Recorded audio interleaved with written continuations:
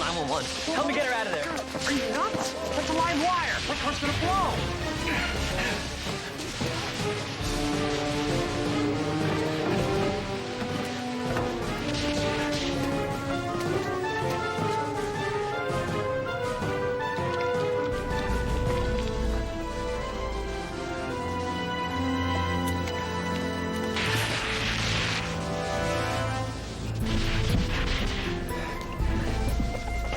I got it. Thanks.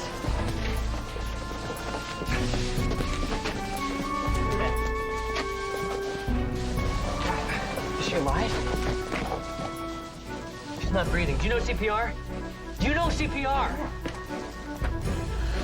That's 1, 2, 3, 4, 5. 1, 2, 3.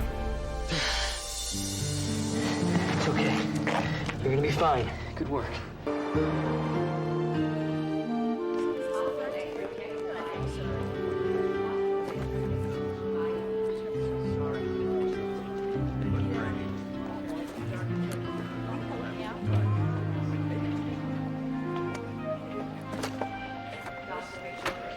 What do you think you're doing? Oh, I would just borrow a pen. Oh, is that why you're walking away with it in your hand? Oh, no, sorry. Are you aware that the admissions nurse who signed out a certain number of pens from supplies is accountable for every single one? She is. Pens aren't free. Someone has to pay for them, and unless you want it coming out of her paycheck, I suggest you think twice before stealing another one. Yes, ma'am. She's fake. Who is she? The new nursing administrator. Oh, the one you just hired. Yeah. Good to know she's not playing favorites.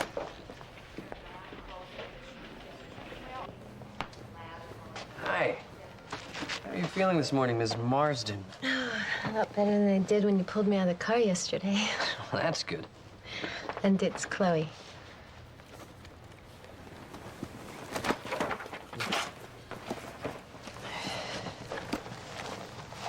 Hey.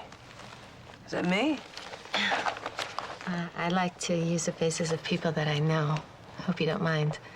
No, I just never thought of myself as a knight in shining armor type. Well, you sure look like one yesterday. You know, I'd like to see the picture that comes before this one. Before? Yeah, the one that shows why the princess crashed her noble steed into a telephone pole. I don't know.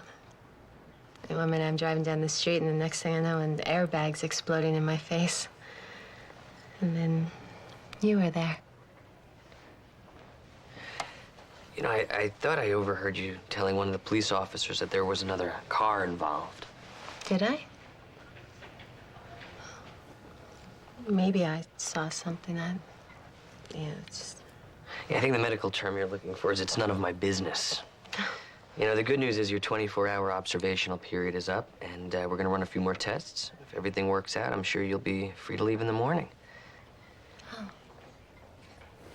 You know, to most people, that's good news. Unless there's some reason why you don't want to go home. I'll be back to check on you before you're discharged. Thanks. I'd like that. Oh, shine on me in the morning. Shine on me. With the light in the lighthouse. Shine on me, on me. Shine. What? Dad, what are you doing? Rehearsing. Guys, iced tea's on the house. We'll hit it later. Dad, I thought you were going to rehearse after we closed. Well, I thought this was a good time. The place is empty. Yeah. There used to be people here. Hey, I'm glad you guys are both here. I need a little help. Medical or criminal? Well, a little bit of both. You do remember Chloe Marsden, the accident victim I brought in? Well, I don't think that her accident was an accident. I think that she was deliberately run off the road. Did she tell you this? You know, she didn't exactly use the word deliberate, but she's scared about something and she doesn't want to talk about it. You mean like maybe she knows who did it? Maybe. And I thought maybe you... I'd run a background check on her, see if anyone's mad at her. Jesse, it's kind of late. I just didn't want to see her end up in the ER again. Uh-huh. Look, Jesse, I've got this friend that gets a pain in his back every time he bends over. Maybe some night you'd like to stop by after a long shift and check him out for free? All right, I get the point. Jess, I'd love to help you, but I gotta close up tonight. But maybe tomorrow I can talk to the officer in charge and see what he thinks. Okay, thanks. Oh, excuse me, gentlemen, I am needed. Okay, guys, let's hit it.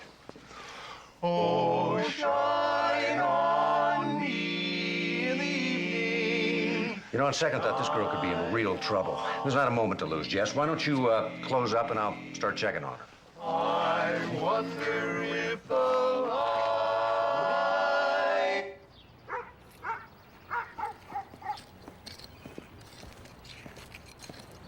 May I help you? I'm Lieutenant Steve Sloan. I was looking for Richard Locke. Oh, well, I'm his wife. What is this about? Actually, I should speak with Mr. Locke. Maybe I can help. Richard! He'll be right here. Richard, this is Lieutenant Sloan. He's with the police. Maybe we should talk inside the house. What, and track mud all over the floor? I just finished cleaning up the dirt the kids dragged in. Now, you can talk here. We don't have any secrets. It's about Chloe Marsden. You swore to me it was over. It is over. I haven't seen her in weeks. Well, you never should have seen her in the first place. So you didn't run her car off the road? Of course not. Is she dead? No, just a little bruised up. Too bad. Normally, in cases like this, we look at the disgruntled boyfriend first. Coworker Miss Marsden said, "You're it." I wasn't a boyfriend. All we had was an interlude. 4 times. You slept with that tramp 4 times. It was gonna be 5, but then the secretary walked in on him. You own a blue Saturn, don't you, Mr. Locke? Yeah, Suppose I could have a look at it? it's in the shop. A couple of days ago when Brenda and the kids were off, Chloe showed up and bashed my car with a baseball bat. You tell me somebody smashed into you in a parking lot. I didn't want to worry you, honey. This relationship was so casual. Why'd she trash your car? Same reason Glenn Close boiled that kid's dog. Cat, Bunny. You get my point.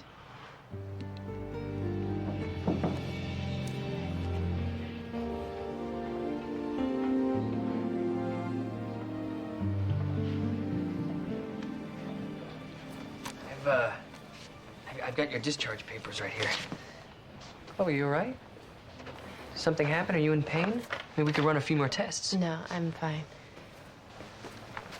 This is about Richard Locke. How did you know about I have Richard? a friend who's a police officer, and he ran a little check for me. Locke ran you off the road, didn't he? I broke up with him. He doesn't want to let me go. There's a big glare coming from this window. Why didn't you go to the police about it? What are they going to do, watch me 24 hours a day? No, I got to find a solution to this myself. Yeah, but he could be out there waiting for you. Why don't we keep you another day for observation? Or if you like, I can put you together with my friend, the cop. No, I just want to get on with my life. All right. Well, we'll get an orderly then to escort you outside, and we'll have a cab waiting for you.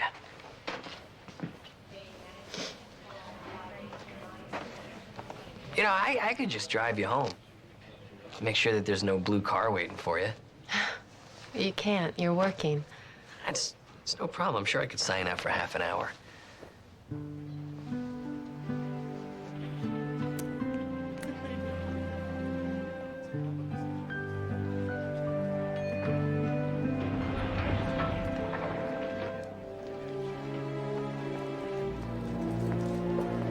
Is it your break time already? No. Well, then shouldn't you be in the ER instead of lounging around in the lobby? Yes, ma'am. Oh, this is interesting. Did you decorate this place yourself? Yeah, well, I've tried using real models before. They just drink all my good coffee, then insist on bathroom breaks. So you're a real artist. Should I feel like an idiot for not knowing who you are? Not unless you buy a lot of books at drugstores or airports. I mostly do paperback covers. Well, I like it. I mean, I don't know much about art, but You and most of my fans. Still, those guys who get the gallery shows, they don't know the thrill of seeing their artwork turned into a mural in some pothead's band conversion. well, everything looks okay. Do you want me to check around the rest of the house? What? I didn't notice this before. You have a great face for a Varsuvian windrunner. Oh. Well, yeah, I've been told that before. In fact, my girlfriend just told me that this morning at breakfast. My girlfriend told me that.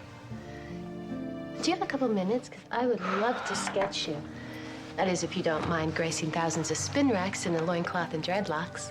Oh, loincloth. You know, I actually got to get back to the hospital. I only signed out for a little while.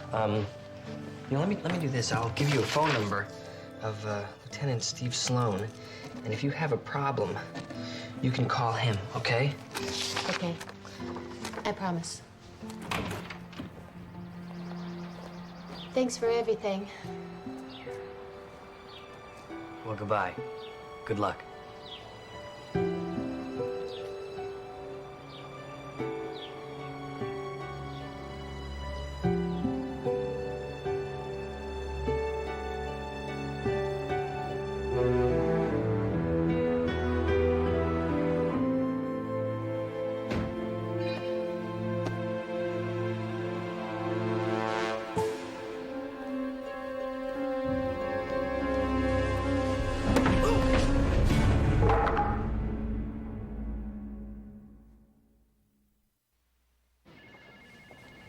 Okay, your eyes are equal and reactive. Your skull x-ray came back negative. You have a mild concussion. Mild? How can this be a mild concussion? I feel like my skull is cracked. I checked the skull x-rays 3 times. You must have checked them at least 5. Yeah, but I have a concussion. I mean, my skull could be severed from my spine and I wouldn't see it. You're lucky it wasn't. We found a 2x4 with blood on it. Sure it's gonna match yours. I want to press charges. Against who? Well, whoever you arrest as soon as you go arrest someone. Lead would be nice. How about the guy who stole my wallet? You still have your wallet. Oh. I have a mild concussion. So I've heard. Maybe that beautiful woman you left with saw something. What beautiful woman. Oh, the one you escorted out of the hospital and drove away with. Oh. I have a mild concussion. So I've heard. I told you it was a bad idea to get involved with a patient. You rest. I'll be back. I have a concussion. Mild concussion. You treated an ER patient without getting his insurance carrier? If we can't figure out who to bill for this, we have to pay for it. And then what do you think happens? A child dies because we can't afford the extra respirator to keep her alive. A little rough, isn't she? Well, when you're in administration, you do have to be firm. You're scared of her, aren't you? Terrified. I don't blame you.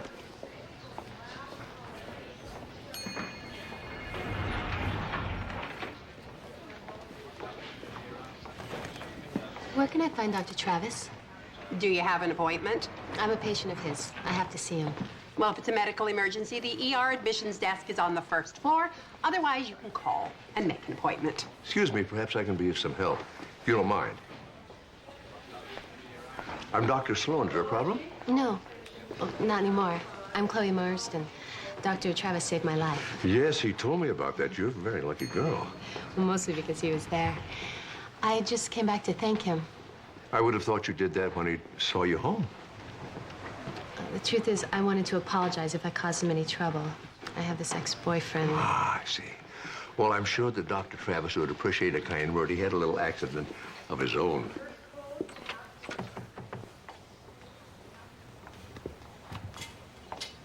Oh, no. Chloe, what are you doing here? Anything happen? You're hurt. I just bumped my head on a 2x4. Those things happen. Especially with Richard. He called right after you left. He said he saw us kissing. We weren't kissing. Well, if you and I were kissing, I think I would have remembered. What are we gonna do?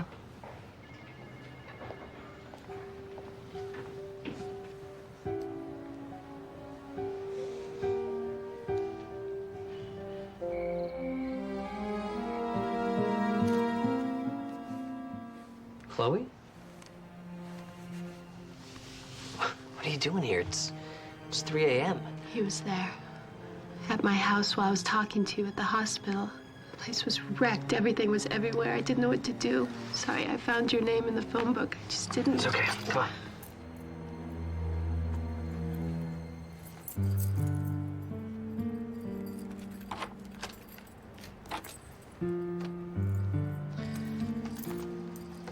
Would you have a seat?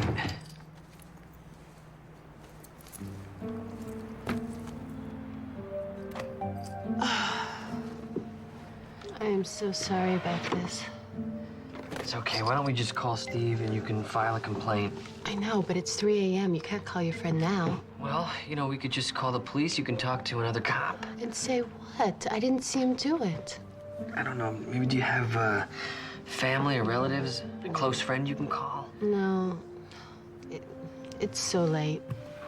This is a bad idea. No. I shouldn't have come here.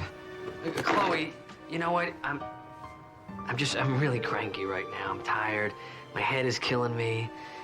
It's late. Why don't you just sleep on the sofa? Please stay. Are you sure? I'm positive. I'll go grab a blanket for you.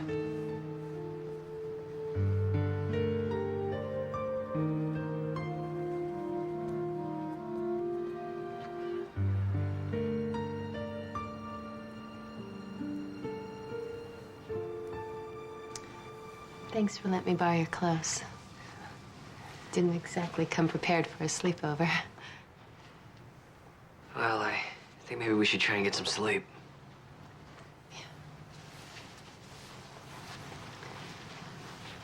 Can you sit with me for a bit? Sure.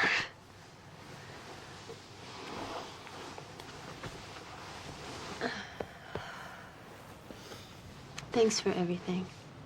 It's no problem. I mean, I didn't do anything that any other Varsuvian windrunner would have done. Whatever it is, they do.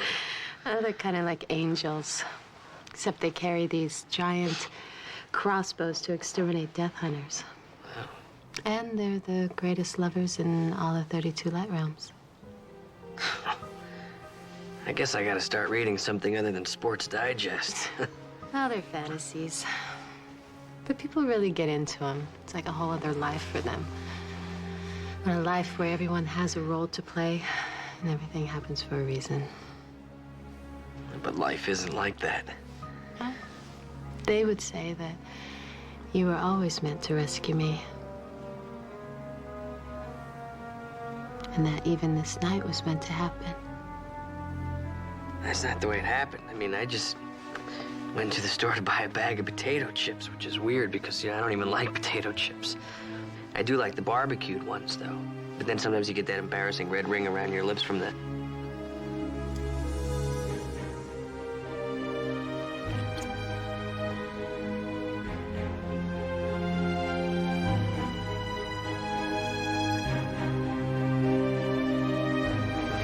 I can't. I'm involved.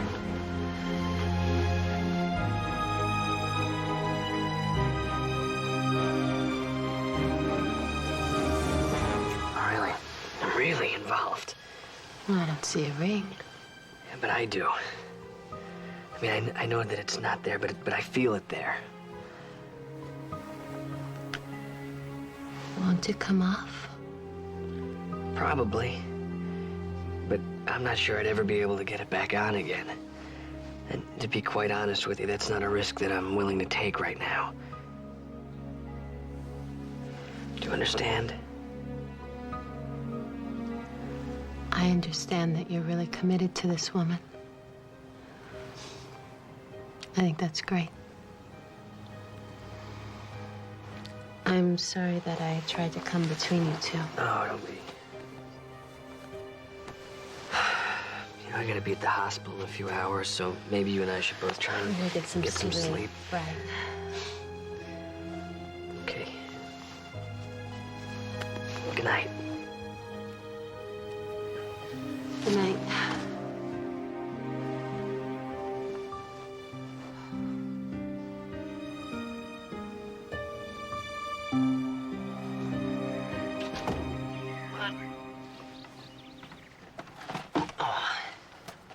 thanks.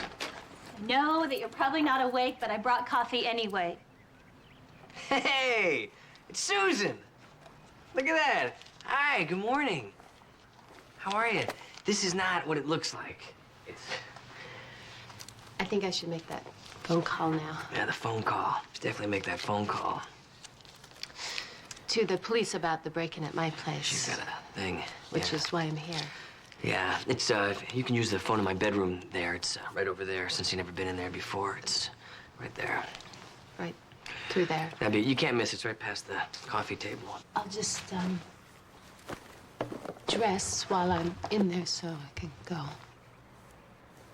Hey. Wow. This is not what you're thinking. This is, Susan, don't be angry. This isn't angry. This is calm. Okay. This is understanding. This is thoughtful. ER supply closet, 2 o'clock. If you're not there by 2:01, then you'll see angry. Right, okay.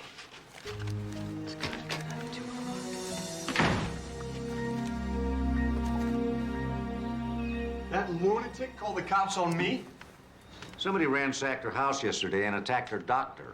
I keep telling you, I don't want anything to do with that woman. And yet things keep happening to her. I haven't been near her house. I don't know this Dr. Travis. If she's found somebody else, I will be the first one to say hooray and wish the poor slob good luck. And, I should believe you why? Look, I was coming home up the 405 late one night. I spotted a woman on the side of the road with a flat tire. And you volunteered to change it for her. She was nice. She said she was grateful that I'd rescued her. When she offered to buy me a drink, I thought, what the heck? Well, one rescue, one drink, one night stand. Makes perfect sense. Yeah, it did. Until I tried to break it off with her, and she wouldn't let me. I told you that. The bashed-in car. I made a mistake. I rescued a woman on the side of the road and then got involved with her. All I want now is to be left alone. Nothing happened. Nothing except a woman spent the night with you. In my apartment, not in my bed. She's a patient of mine. Oh, that makes me feel much better. Look, she was in trouble. I mean, she needed a place to stay. I let her stay in my apartment. There's nothing romantic about it. Maybe not for you. Look, she just broke up with a boyfriend who turned out to be a complete psycho. So I'm sure the last thing she wants is another relationship. Do you believe me? I trust you. It's not quite the same thing. Hey, I take what I can get. What is it? Patient needs me. I gotta go.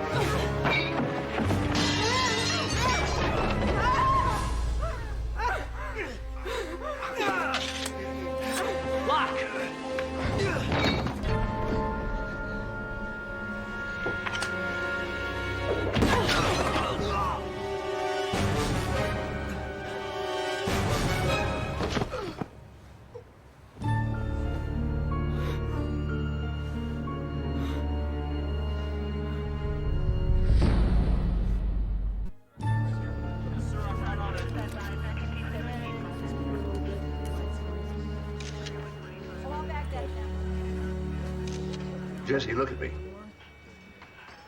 Can you tell us what happened, Jess? I'd like to hear that myself. Who are you? Lieutenant Bill Creighton, homicide. Jesse, I'm your friend and your business partner. There's no way I can be on this case. There'd be a conflict of interest. This is Lieutenant Creighton. He's a good guy. Just be honest with him. Tell him everything that happened. Yeah. I heard a fight. I came in, and he was trying to kill her. And then there was his sword. You always carry a sword with you? We'll just take a look around. It's clear to see where the sword came from. How well did you know Richard Locke? I did. I mean, just what Chloe told me about him and what he did here. Well, he trashed the place before the fight? Yeah, That's why she spent last night at my apartment. Chloe spent the night with you? Yeah, she was scared. You helped her out, just like you did today. Yeah. But, I mean... Dr. Travis is in shock. I don't think there are any questions that can't wait till after he gets some sleep. Okay, get some rest. Might want to get a lawyer, too. Hold it, man. You can't come in here. Jesse, Mark called me.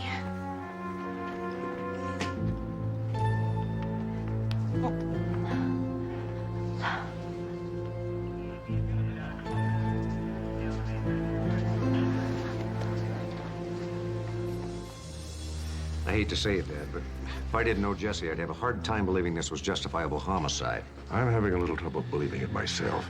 We're going to have to dig deeper if we're going to help Jesse. Well, I'd love to, but I'm not on the case, remember? No, you're not. Not on the homicide, at least. The car accident. I think we have to go back farther to when Jesse met Chloe. You wouldn't have any trouble investigating that, would you? Oh, Not at all.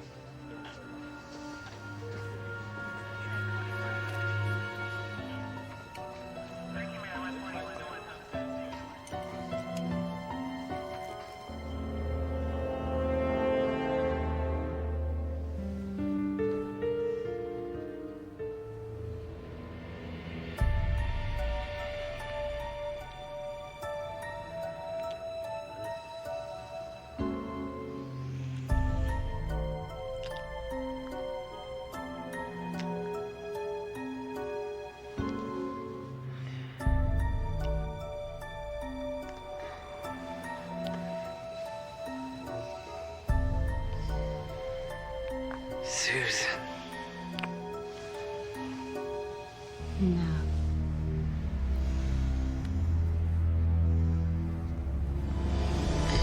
Chloe. The hell are you doing here? Richard is gone. We can be together. What are you, crazy? It's okay. The police believe it was self-defense. What do you mean the police believe it was? I know this has been hard on both of us, but it's over now. You gotta get off of me. You gotta get out of here. This is what we wanted. We killed for this. I didn't mean to kill anybody. You saved my life. You made a future for us. You gotta go. You gotta get out. Wait, Out. Wait. You're leaving. Get your stuff. I belong here. You don't belong here.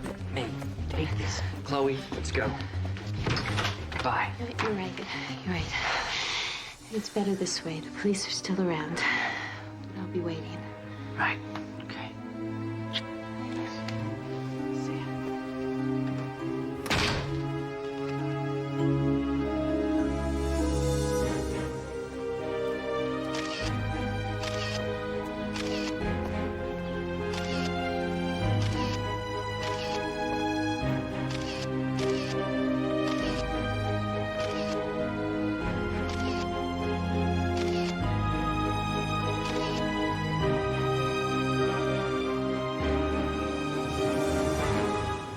She killed him.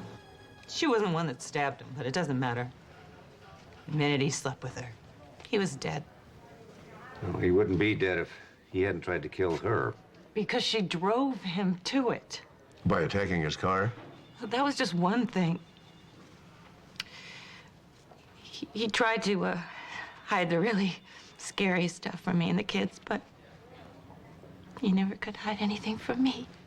What kind of scary stuff?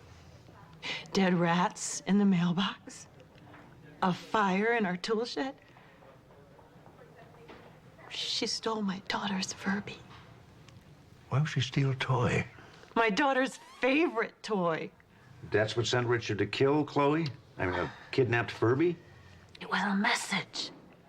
I can do whatever I want, whenever I want. I went to go pick up the kids from school this afternoon, and they were eating cookies. I said, "Where'd you get the cookies?" They pointed to the nice lady. Chloe? She looked right at me and smiled. I grabbed those cookies from the kids' hands, and I called Richard from the car. My God. He was furious. He wanted me to have the kids' stomachs pumped. Said he couldn't take it anymore. Thank you for coming in, Mrs. Lawton. Very sorry.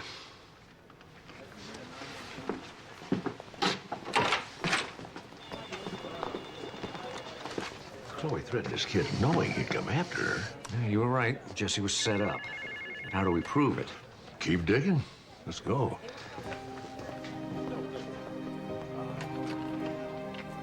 Look, I woke up and she was on top of me. And she got in how? Broke down the door, slithered under it? I don't know. I mean, maybe she picked the lock. Maybe I left the door open. All I did was try to help her out. I didn't ask for any of this. You gotta believe me. I want to. But most women I know don't climb into bed with a sleeping guy unless they've had some kind of encouragement. Look, I was nice to her. That's all. And you were never even tempted. How could I be? I have you. What? Don't go. Wait, Susan. I don't want to hear any more lies. All right, look. An incredibly beautiful woman is lying on my sofa in my living room wearing nothing but my dress shirt. And all she wants is for me to take it off of her. And you're asking me if I'm tempted by that? She wanted you. You wanted her. But nothing happened. Nothing happened because I have something better. You and me. And I wouldn't jeopardize that for anything. I believe you. Seriously? If you weren't even tempted, then you're not human. Now I know you're telling the truth. So get him to tell you the truth about these. What, are you spying on me? This doesn't mean anything. Well, then the affair they've been having doesn't mean anything either. We have an affair. I just met her 2 days ago. It's not what the lady says. She says you set it up to make it look that way so you could fool your girlfriend. Yeah, well, it's a lie. She also says that you've been trying to force Richard Locke out of her life for weeks. I never even met the man. Till you killed him. Which she still insists you did to keep him from killing her. Well, at least you two got that part of your story straight. It's a pity that you left your blueprints lying around. Get the hell out of here. Oh, thanks. I got copies. Oh, and next time you close up, you might want to lock your door. An open door is an invitation to crime. What's going on? She set me up. She wanted me to kill Locke. I mean, the only way to stop her is to get her to tell the truth. And I'm the only one who can make her do that. Jesse, don't.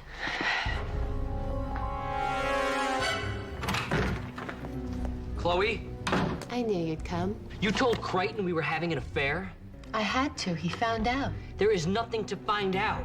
I'm in love with Susan Hilliard. How many times do I have to tell you that before it sinks in? She doesn't matter. Nobody matters but us. You killed for me, remember? You made me do that. That hurts. Look, you're gonna leave us alone. Do you understand me? Hurting me. I hate abusive boyfriends. If you're lucky I followed you, you'd have gone down to 2 counts of murder. I didn't murder anyone.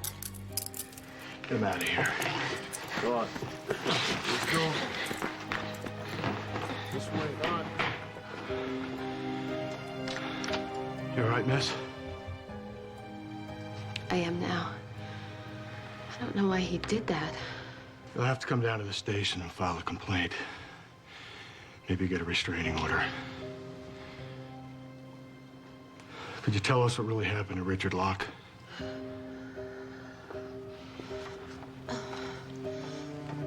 Are you sure he didn't hurt you?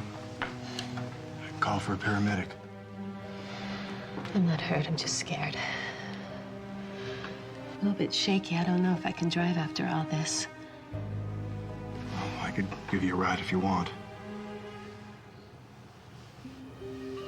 It's very nice of you. Thank you. No problem. This is everything traffic had on Chloe Marsden's accident. Crime scene analysis, paramedics reports, eyewitness accounts. Look at that. The passenger door's open. Jesse said it was like that when he got there. Investigators said it could have popped open on impact. Yeah, it could have, but what if it didn't? Nobody saw the actual accident, but at least 3 eyewitnesses swore they saw somebody running away when they did look. Somebody else was in the car with her? Well, it's possible. Hey guys, here's the preliminary autopsy report on Richard Locke.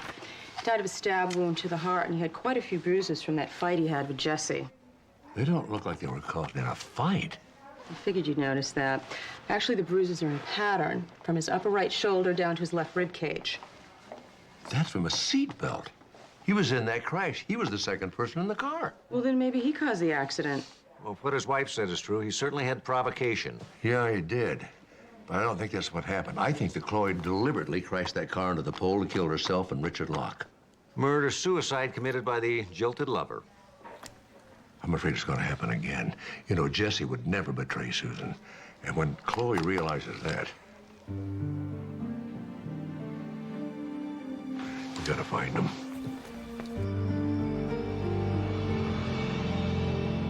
You can take him home now. She decided not to press charges. She said he was just upset about everything that's happened. She's a pretty special lady. Well, I won't argue with that. Richard Locke's death was intentional. Yeah, and Chloe Marsden was the one with the intention. All I see is a couple of guys with overactive libidos fighting over a beautiful woman. That's an old story. Wonder what she added her very own twist. When Richard Locke tried to end the affair, she terrorized his family. Then finally tried to kill him by driving into a light pole. And kill herself, too. Oh, that makes sense. To her, it does. All right. Even if you're right, and I'm not saying that you are. It didn't work. Which is why she maneuvered Jesse into killing Locke for her. It's all speculation. It's a reasonable deduction. Deduction has to be based on fact. So far, the only facts I have are these. 1, Travis stabbed Richard Locke to death. 2, Chloe Marsden came out of Travis's apartment looking like that. 3, Travis threatened Chloe Marsden in her own home. So, what's your deduction? So, how's the new nursing administrator doing? Pretty good. She's increased efficiency, managed to trim the budget, eliminated... And done wonders for morale, I see. You noticed that? Yeah. You know the night manager, Lyle Gorsh?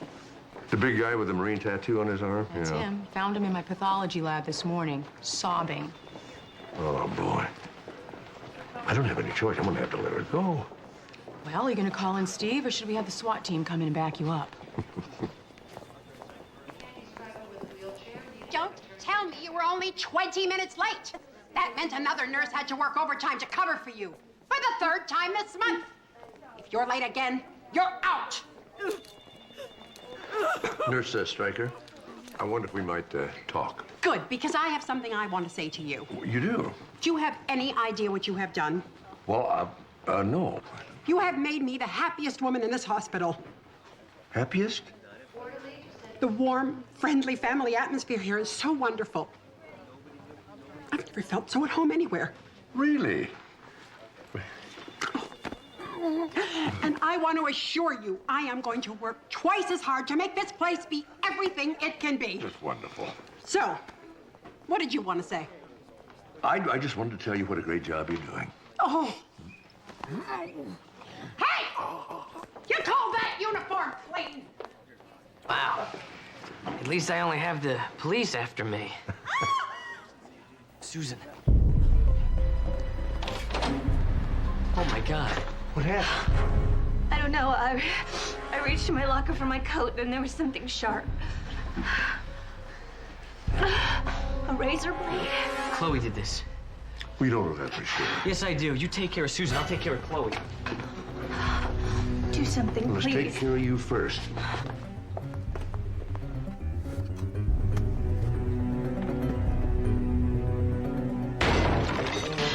Jesse, don't hurt me. You hurt Susan! No. You're not gonna hurt her again. Freeze, Travis!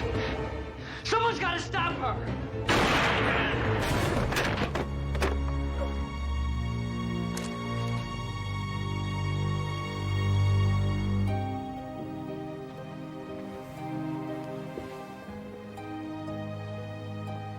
He's dead. It's all right. It's all right. Now we can be together, just the two of us. What are you talking about? You killed for me. No, I didn't. You saved me. And this time we won't need to have a story. What are you talking about? What story? Well, you're a cop. You rescued me. They won't question that. They'll see. They'll see. Yes, we do see. We see exactly how you killed Richard Locke. By proxy. This is crazy. I couldn't do that. With me being the proxy. I don't understand what's going on here. Men rescued you the way Locke rescued you that night on the highway. Like I did at the crash. Then you became obsessed with them. Then they wanted out, the way Locke wanted out. You couldn't stand that, so you used your next rescuer to eliminate him. Me. You even attacked Jesse in the parking garage to convince him that Locke was dangerous. But he was. Jesse saved me. And then after that, he wanted no part of you. So he helped us set you up. We knew when Creighton rescued you, you'd use him to get Jesse. We were ready. Fortunately, we got it all on tape. I'm wired. Come on, man. No. Tell them this isn't true, please. Tell them that this is all a mistake, please. Tell them it's got Jesse, please. Please. Okay, let's go. Don't let them do this to me.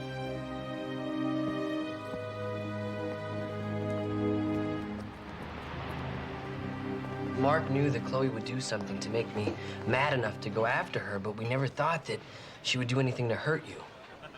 It's not that bad. Scared me mostly. Me too. I tell you, I wanted to kill her when I saw you standing there bleeding, and that scared me even more. It was worth the risk. Chloe Marston is in a mental hospital and out of our lives. And the head nurse gave me a week's sick leave. Hey, you know, Mark gave me the week off, too. I have a mild concussion. So I've heard. Ladies and gentlemen, welcome to Barbecue Bob's Barbecue Shop Quartet. And for our first number on the program, we're going to sing a very special tune for two very special young people there in the corner. Down our way, both night and day, you know everybody and they all know you. And even policemen say, how do you do? Pals by the score and gals galore, and that old gang of mine, they sang sweet and old line down our way,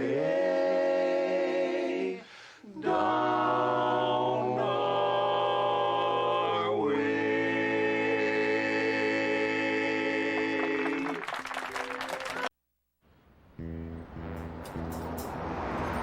I can't believe you're trying to have a benefit dance here. I mean, this place is too small. Jesse, we didn't have any choice. The place we had booked had a conflict, and we weren't spending that much money anyway. We got bounced, you know. Yeah, and the hospital will not close down the cafeteria, even for the children's burn unit. Hey, it might do some good for Barbecue Bob's. Once people have those ribs, they're back for more. Yeah, but you know, for one night, we take a big loss. It's for a charitable cause. Just surprised you talked Steve into it. You know how he is about the bottom line. You did talk Steve into it, didn't you? I'm going to. Before Saturday, well... You're gonna talk me into what before Saturday? Swing. Swing what? You know the Lindy Hop, Jitterbug, East Coast, West Coast swing. In here? I know I should have talked to you about it, Steve, but everything happens so fast. The children's burn unit really needs funds badly, and I know you'd want to help. What's the matter? I don't know. Just found that on my windshield when I went outside. 211 PC robbery, taking the property of another by force or by fear. What does that mean? It's part of the California Penal Code, but why someone would leave it on my car? What's that at the bottom? It says KMIYC. I have no idea.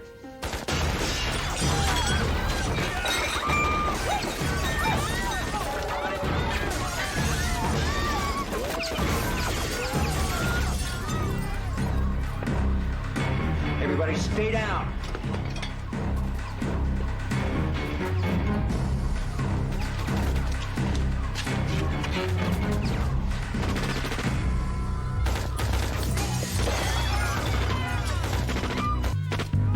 Sloan. I've got a 211 in progress. McKinley's Jeweler, 14939 Carver Street. 3 heavily armed gunmen. I need multiple backup and paramedics. Dad, get out. Keep everybody in here and keep them down. What are you gonna do? Try and contain them until the backup gets here. Steve! Steve! Mark, we have a lot of injuries here. Probably gonna have more outside. All right, let's check everybody in here. We'll set up a triage at the front door for anybody else that might come in. Get tablecloths, rags, clean ones, and the first aid kit from the kitchen, anything you can find. Did you bring your medical bag? Yeah. Good.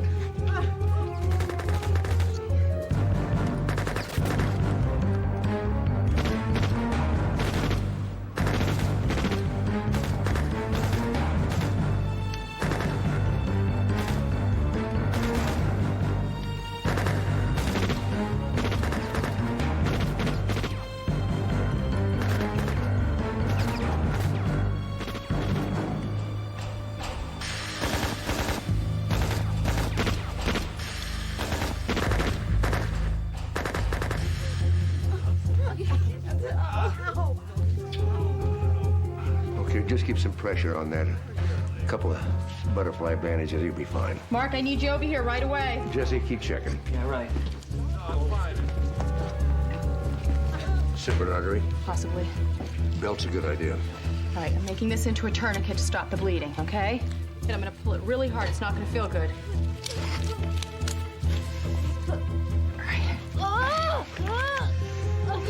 Paramedics will be along in a minute. You'll be fine.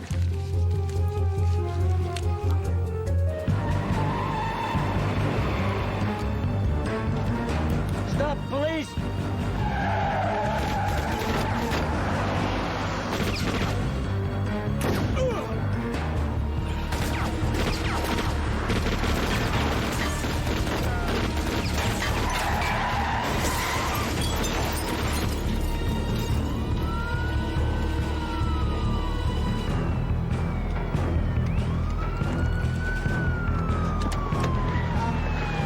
My leg's broke. I'm gonna be sick. All right, take it easy. We'll get you a doctor right away. Just stay put. You okay? Archie, what the hell are you doing here? Whatever you tell me to. They're taking cover in the mall. Tchaikovsky! Tchaikovsky, get back here. You're outgunned. No kidding. Get this man into Barbecue Bob's. My father's in there. They went down one of those passageways between the stores. Were those AK-47s? Oh, yeah. We're in body armor, too. Figures. All right, set up a perimeter. Cordon it off, we'll do a door-to-door. Get as many units as you can with more firepower. Notify SWAT. We'll use this as our staging area. Already on it. Help! Somebody help me! Keep the reporters out of here. This is Archer. The 3-block area around Fontaine Mall is now a kill zone. I need all the help you can send. And patch me into that chopper buzzing around up there. Copy that. It's total. I gotta call the insurance. So I gotta call my wife. Steve says you take him, Doc. I got better things to do. Sit him down over there. Amanda? All right, keep this pulled tight. I'll be right back. What? Fracture. How's Steve? He's ticked, but on top of it. Fractured fibula, crepitation of the bone ends. Okay, go in the kitchen, get me that little broom and some duct tape and a bag with some ice in it. You got it. All right. Here, we're gonna splint your leg and we'll ice it down for you. Try to breathe normally and don't move. I got another one. Okay. Splint it, ice it down, and monitor his heart rate. All right. What is it, Alan? Numb arm? Chest pain? They shot up my jewelry store. They shot up my jewelry store. Jesse, possible heart attack in progress here. So see right here. Stick it over there, Alan. Right there. My water just broke.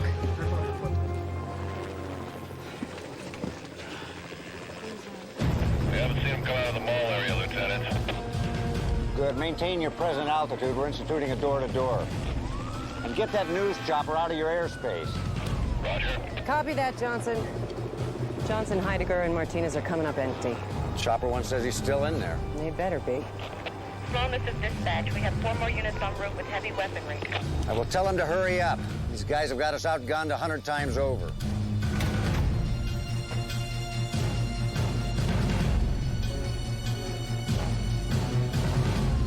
Go.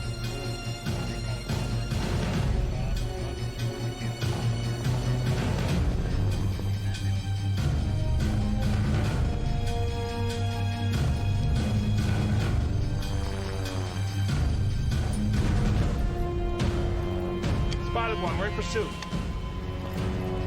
Where are you? East side passageway. Chopper 1, you copy?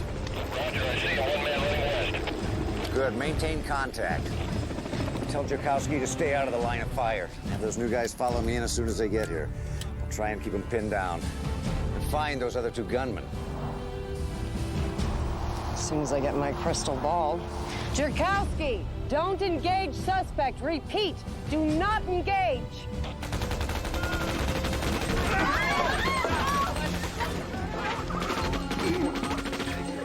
He's having a heart attack. Somebody want to give me my stethoscope? Go. I'll keep an eye on him.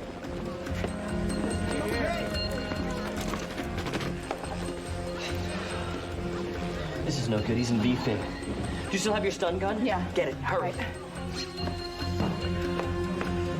Oh my God, a contraction. It's okay. We've delivered babies under worse conditions.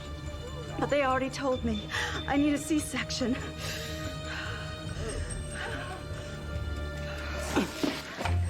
Here. Thanks. It's only 50,000 volts. Just gonna have to do.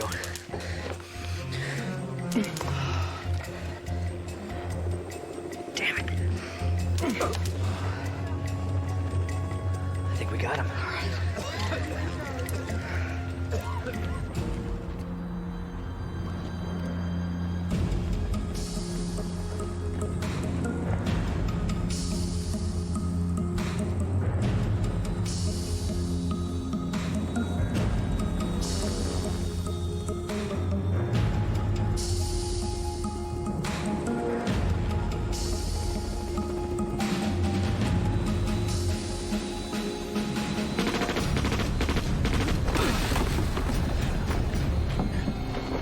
We didn't even see him. All right, get him into my father. I'll cover for you.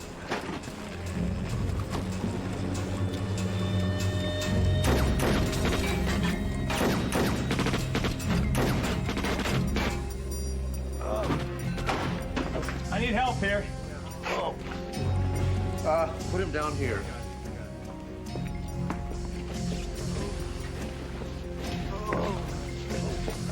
Jesse.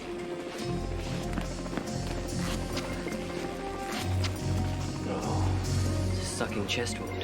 He's taking a bullet right through the chest cavity. Where are the paramedics? They're on their way, but until the area's secure, we can't let them in. Well, we can't wait for that. Jesse, give me a credit card. Yeah. I don't understand. Tear me off a piece of that tape.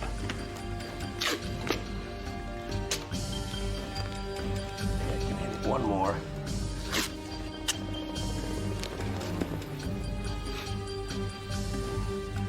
This way, I know to keep her out of a chest cavity. Oh, please! Help me! She's going into shock.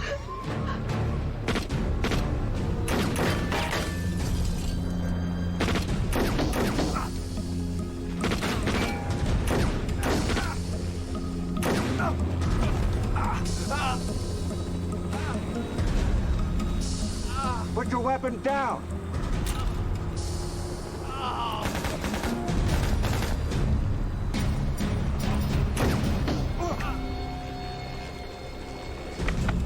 Well, what do you know? Somebody actually still has pride in their workmanship. That's a rare thing in this day of mass production.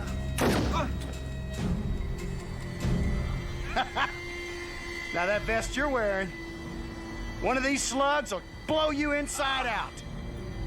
It's a piece of worthless junk. It's a budget thing. Yeah, that figures. City's not gonna pay to protect its finest.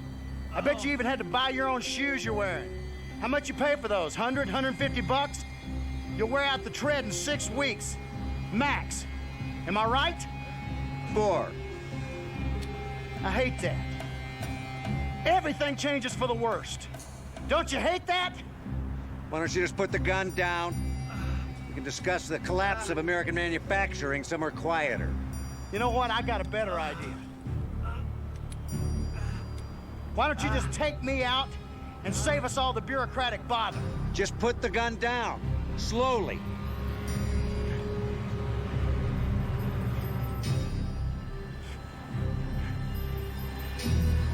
You want it on the ground? You put me there with it. One shot, right to the head. Pow! Do it!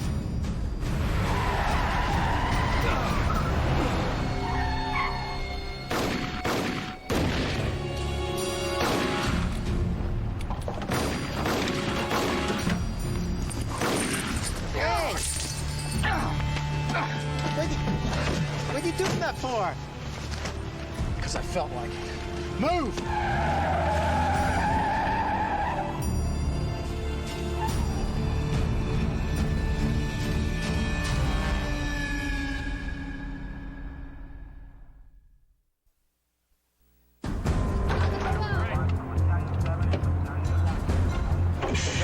Let's get Mr. McGinley into exam room 2, get him on an EKG monitor, oxygen, and keep him on those ringers. Coming. The OR ready? Yeah, I got word on the radio coming over. Get him into the OR, stat. All right. Let's get her to trauma 1. Don't worry, she's gonna be fine. We got a surgeon waiting for her. Let's go. Well, hold that elevator. The delivery room's ready for you and your baby. Go, now. Let's go, hurry up. I'll tell you what, I'll reduce this fracture if you look after Mr. McGinley in exam room 2. I think he's in pretty good shape. Go ahead, I'll handle it. Thanks. Let's go trauma 2. All right, guys, bring him right down to the cath lab. I'll get on an autopsy as soon as possible. Good, because his buddies are still out there and I need a lead.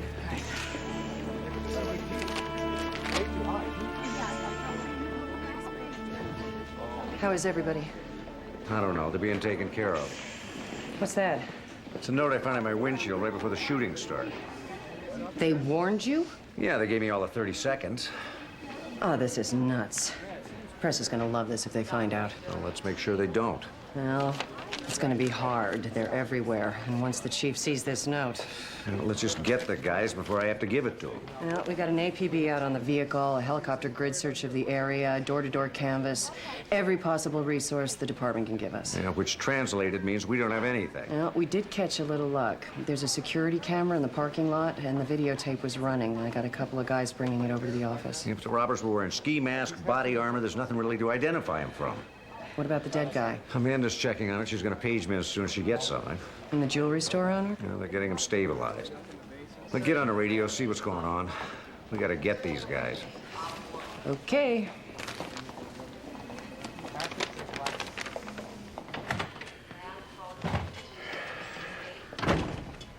Well, we're still waiting for the test results, but it looks like you had a heart attack.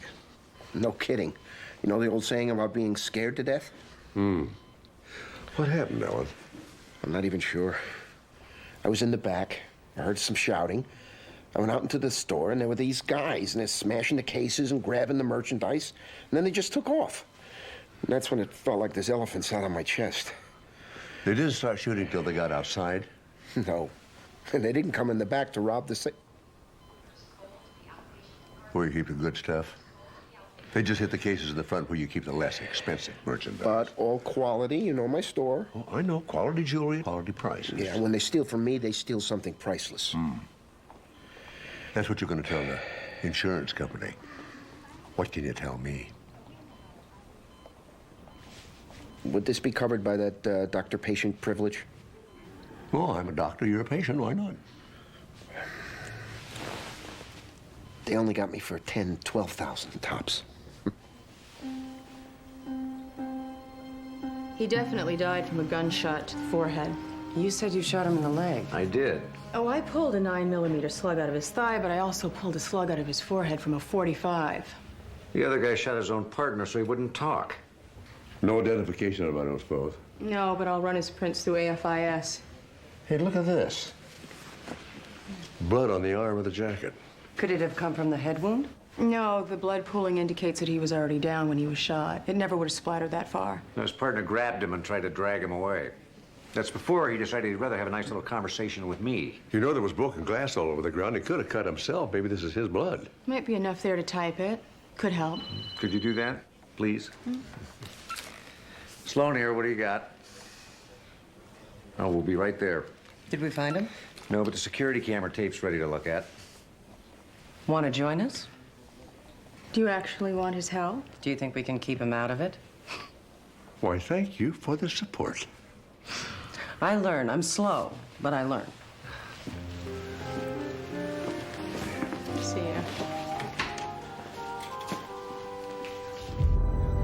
License plate, Adam, X-ray, Queen, 1. And then what comes after that?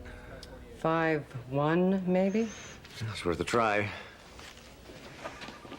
You know, off the record, the robbers only took a few $1,000s worth of jewelry. Yeah, why go to so much trouble to steal so little? You know, they were well armed, well protected. And totally undisciplined. They're insane. I thought I saw that before. Come here, look at this. Right. Right there, you seen that? Yeah, he twitched. You know, I noticed that at the time. His whole body twitched. So he was nervous. There's your license plate. The car was stolen 2 blocks away 1 hour before the robbery. I'll call BIPU, tell them to put an armed and dangerous and hold for prints on the stolen vehicle want. You got it. Sloan here. All right, we'll give it up, but keep an extra patrol in the area. And go down to roll call. Alert them that this just might be the first in a series of 211s. And find that stolen vehicle. It's bound to turn up someplace soon. Calling off the search? Yeah, they're long gone and we would have snared them by now. So what now? Now we deal with the press.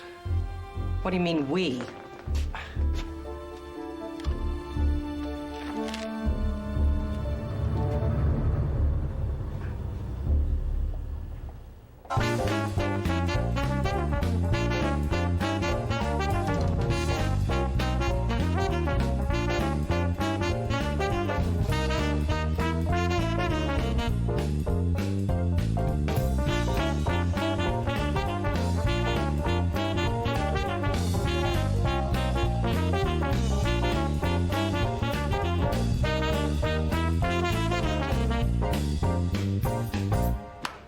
Oh, that was great, guys. Marvelous. Take a break. This is really marvelous. What do you think? I think they're great. I'm surprised you got them back here after what happened yesterday. Well, I just reminded them it was a worthy cause, and most of the people who were hurt the other day were all right, and that lightning never strikes twice in the same place. Yeah, actually, it does. Don't tell them.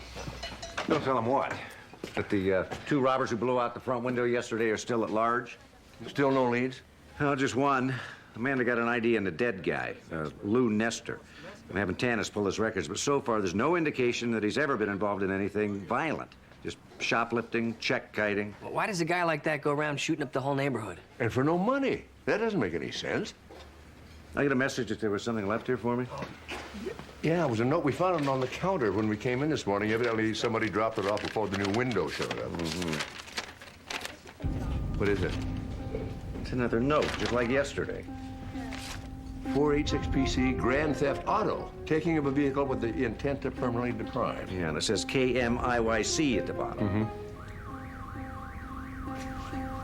That's mine. Hey, get out of there!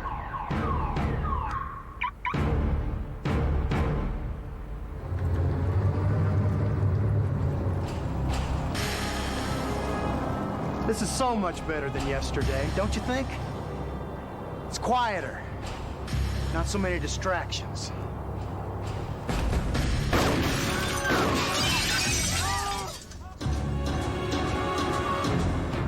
It's your turn.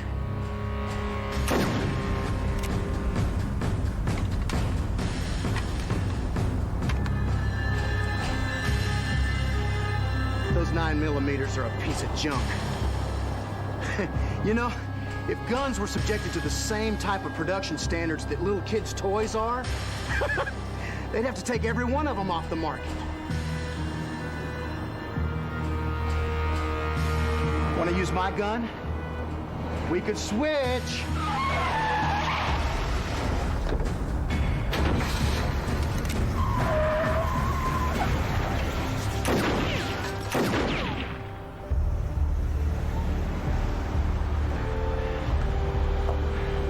What the hell was that? I have no idea. Wasn't that your truck? Yeah, it was my truck.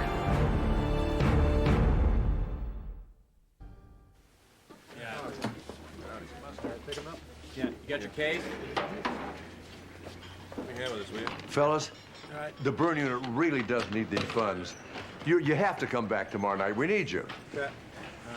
Look, a lot of important people come to this thing. It could mean other jobs for you. Forget it. So, come on, where's your civic involvement? I worth getting shot for. Okay, now what do we do?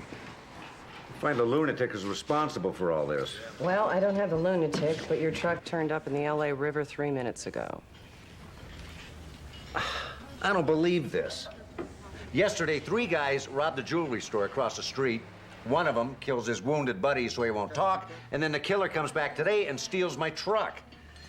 And he tells me the penal code for what he's gonna do. Then he goes and does it, and I still can't stop him. What the hell is going on here? There's obviously no logic behind it. Are you sure this is the same guy? Yeah, it was the same ski mask, the same fatigues, the same voice, and he twitched, just like yesterday. He's baiting you. By robbing a jewelry store of almost nothing and then stealing Steve's truck? It doesn't make sense. He also could have killed me yesterday and today, but he didn't. He just stood there taunting me like he was waiting for something. Steve is lucky you came by when you did. Oh, yeah, that's me, Mr. Lucky. Why are you here anyway? Well, the stolen car that was used during the robbery turned up. OPG has it impounded, and I thought you might want to take a look. And you came by just to give me a ride? Well, I might have been thinking about a free lunch. Yeah, let's take a look at that car.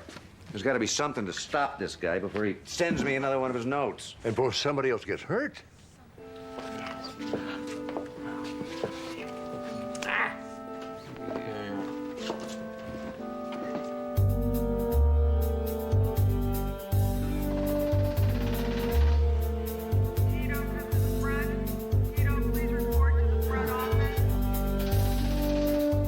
Shame what those guys did to a nice vehicle like this. It looks like it's in pretty good shape to me. Sprayed it with oil. I hate it when guys do that. Shows no respect. Oil? Yeah, it's an old car thief trick. Steal a car, strip it, and then spray it with a liquid of oil before you dump it. It's impossible to recover prints. Gonna take a hell of a wash to clean this baby. Did you find anything? 3 or 4 shell casings. Looks like an AK-47 to me. We know, it's no help. What about the prints? I told you, it's been oiled. I know. You got a fingerprint kit?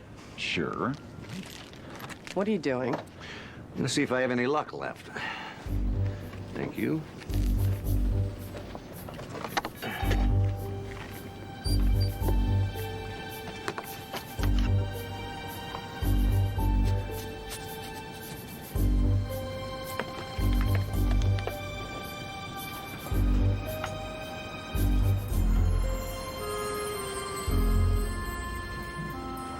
Maybe I should take the next flight to Vegas, huh?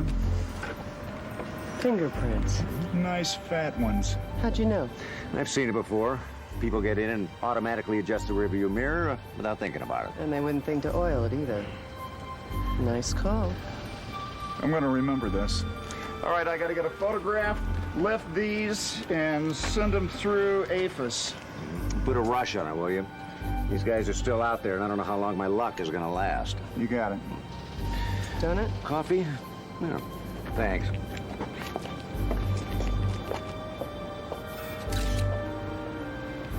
I got the police lab to blow up a few frames from the security camera videotape. This is Lou Nestor, the robber that Steve shot in the leg.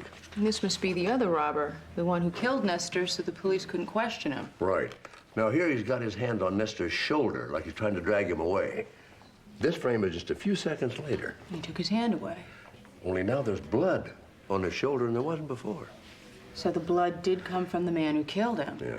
I think if we run an analysis on this blood, we can figure out what kind of a medical condition is causing all that twitching. Oh, there are a lot of diseases that can cause that. Tourette's, epilepsy, spinal nerve degeneration. Well, run checks on all of them and anything else you can think of. But Mark, the sample is so small, I don't know what I'm going to come up with. Well, I'll take whatever I can get. We've got to figure out what is going on with this guy before he kills any more people.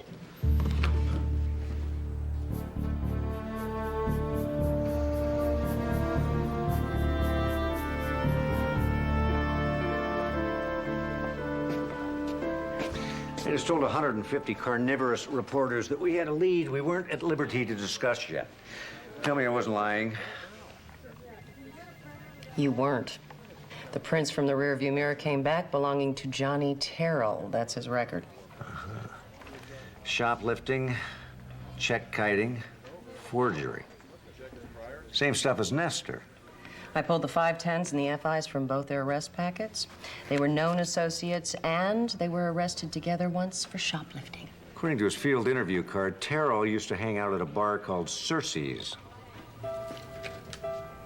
Buy you a drink? Never turned down a lady yet. You know, I heard that about you. You heard what about me? Mark. Blood work came back positive on Huntington's chorea. That explains the twitching. Terrible disease. Degenerative, incurable, leading to loss of muscle control, attacks the nervous system, dementia. And a long, agonizing death. Listen, if the Huntington's is as advanced as we might think, well, it's no wonder why his behavior just doesn't make any sense. But it doesn't drive you to rob stores and commit murders. There's a pattern at work here, and it's definitely targeted at Steve. But why? I don't know. Gotta be an explanation. I think I'll call the staff neurologist, see if there are any patients in the area who have Huntington's. Well, that's a long shot, Mark. There just isn't a national registry for Huntington's. Well, it's a place to start.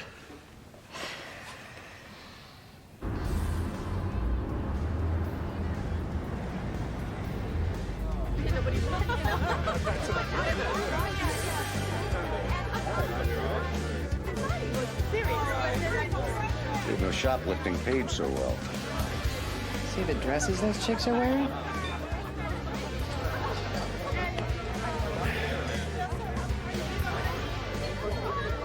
Hello. What can I do for you two?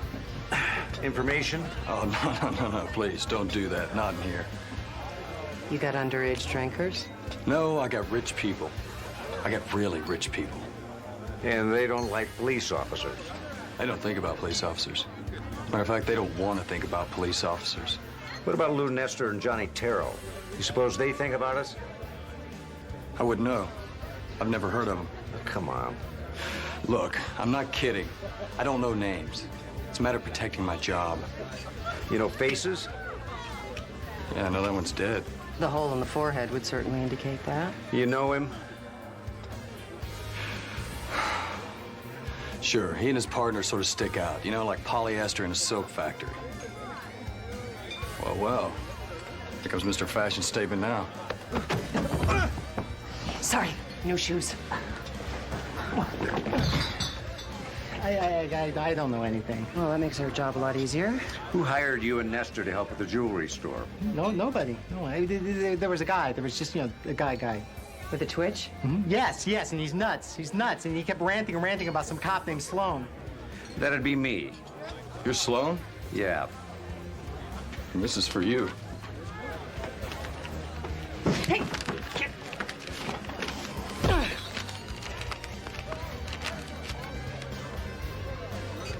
245 PC, assault with a deadly weapon.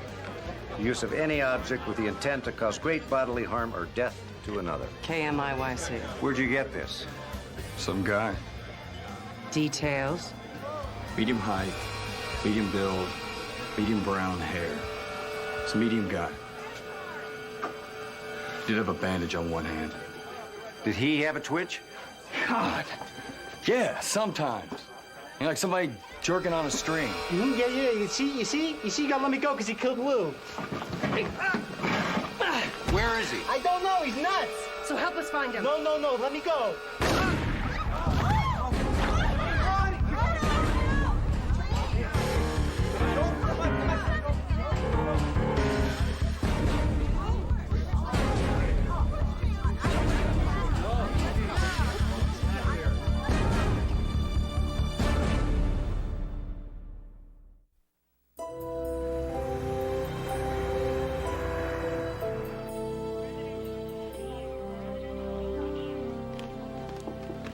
Well, Johnny Terrell definitely did not have Huntington's chorea. But the bullet that killed him matches the one that we dug out of Nestor's skull. Which still means we have no way of IDing the guy who's sending me the notes. And we have no way of knowing why he's coming after you. If he wanted to kill me, he could have done it easily, including last night when he killed Terrell. It just doesn't make sense.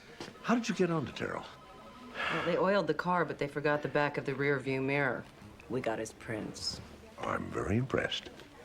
Well, don't be. It only worked for me once. Back when I was in uniform, I helped bust a guy named Kurt Fallon, who was knocking off convenience stores. He used stolen cars as getaway vehicles. I remember that case, one of your first. No, we finally turned up one of the cars, oiled, and I sat in the driver's seat and just instinctively reached up to adjust the mirror. And got an idea. Fallon's fingerprints were all over the back of the mirror. I haven't seen an oiled car since. Until yesterday.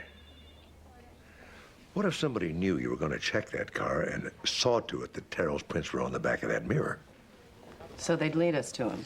Well, that doesn't make sense either. Why do that and then kill Terrell just before he talked? I don't know. Because he killed Nestor before he had a chance to talk. Is Fallon still in prison? Let's find out.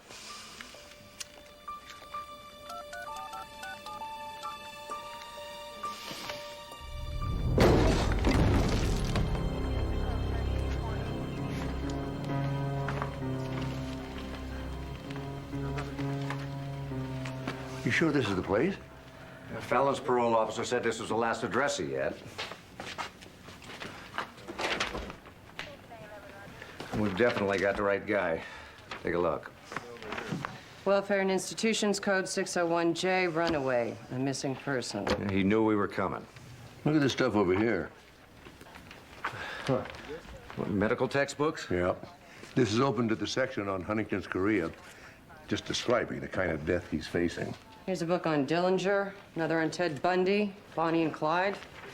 Looks like he's suffering from delusions of infamy. Look at these. These are all on Carol Chessman. The red light killer. Could I borrow a couple of these? Sure, we'll get them logged and you can take them with you. You think there's something in there that'll help us find Fallon? Well, maybe not help us find him, but help us understand what he's up to. He's demented. What else do you need to know? Well, he hasn't reached full-blown dementia yet because he's got a plan. He's following it. And up to now, he's making us follow it, too. You're right about that.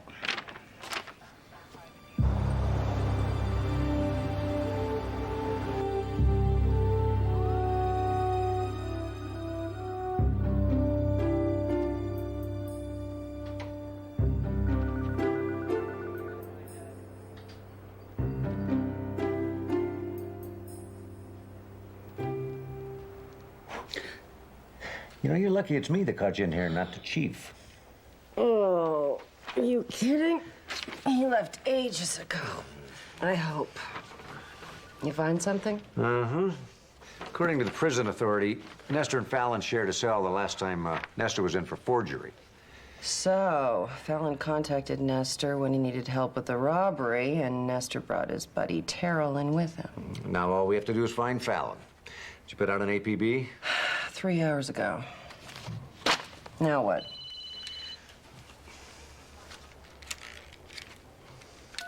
Sloan. Oh, come on, Jesse. I'm tired. I want to go home. What emergency? Jesse. I have to go to the restaurant. Travis blow up the barbecue sauce? Well, if he did, he's in trouble. If he didn't, he's even in more trouble. Go back to sleep.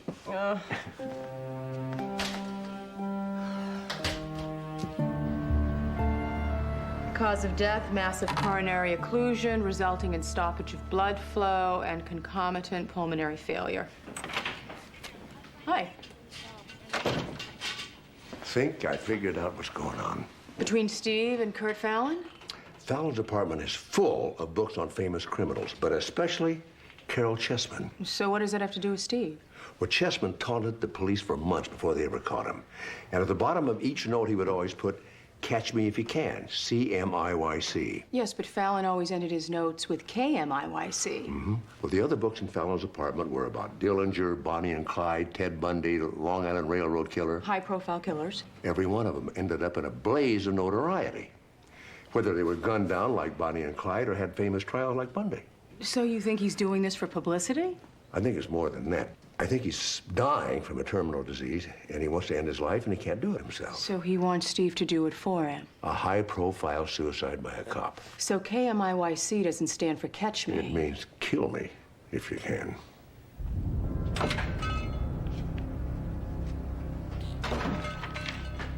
This better be an emergency. It is. Take a look at these. What are they? Insurance forms. You called me over here for insurance forms? This could wait a while. No, it can't. The insurance company says it won't cover the cost of the front window. The city has to. What? They say it happened in the course of police action. They won't cover it. Wonderful. It's an emergency, right? Well, let me get a beer. I'll take a look. Steve, we cannot afford to cater this benefit for free and cover the cost of this front window. Well, that's not gonna bankrupt us, but not gonna help either. Jesse, did you see who put this here? Put what where? 187 PC murder. The premeditated taking of the life of another. Kill me if you can. KMIYC. Jesse, get out of here now. Jess, you all right? Yeah, I'm great. How you doing, Sloan?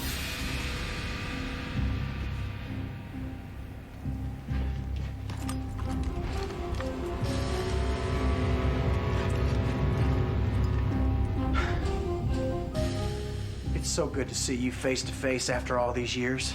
No ski mask this time? We all know who we are. You're the guy who stole 15 years of my life. And I'm the guy with the disease that's gonna steal the rest of it. On second thought, that's not true.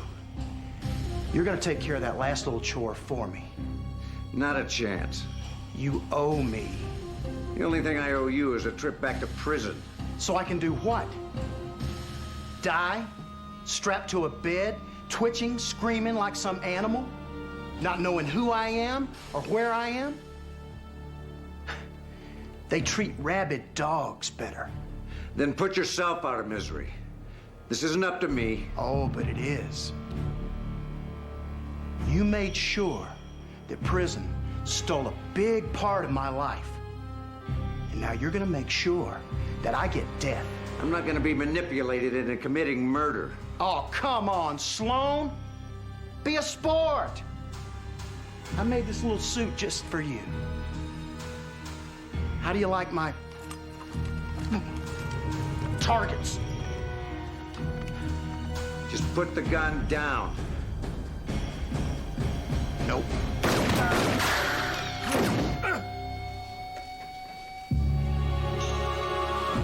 Well, I'm glad to see that you've got a gun that works this time.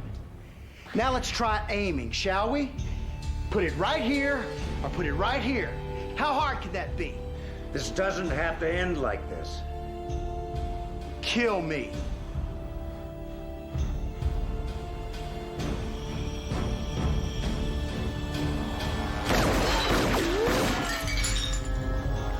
I'm not gonna kill you no matter how bad you shoot the place up.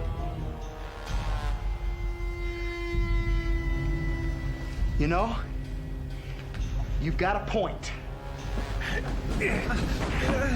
Let him go. You know, I heard what you said about insurance companies. Do you know that I can't even get health insurance? Pre-existing condition. Yeah. Ever since I was born. You think those money-hungry jackals care about me? Just a little compassion? That's what this world is lacking. People who really care about somebody else's suffering. I care. Let him go. You shoot me, or I shoot him. All right. 1, 2.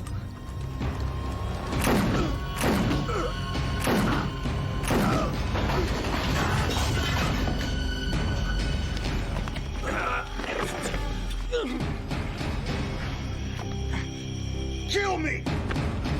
Shut up. Kill me!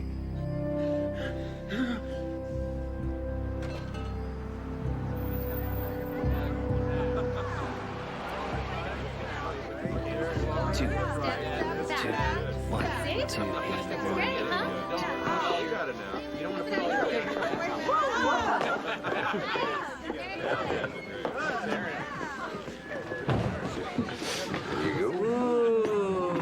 definitely coming here more often. This is great, Mark. Wow, how'd you manage to get the band to come back to our bad neighborhood? Oh, well, you know, once they remembered what a worthy cause it was, they decided to give it a shot. Try. Really? Yeah. I did have to guarantee free ribs for the band and their families for a year. Oh, no. And, of course, it was the little favor I asked Tanner. Anything for a good cause and a plate of ribs. What did you do, Dad? Ladies and gentlemen, introducing Jive Louie Jive.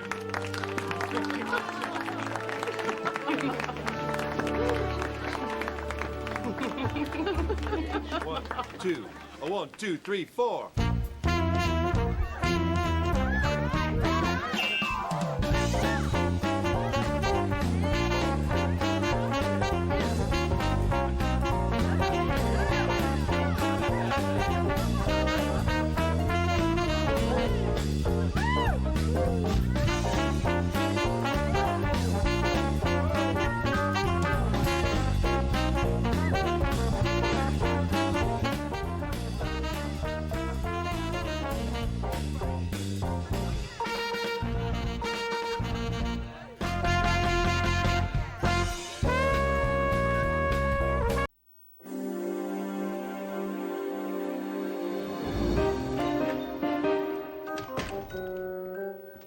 Dad?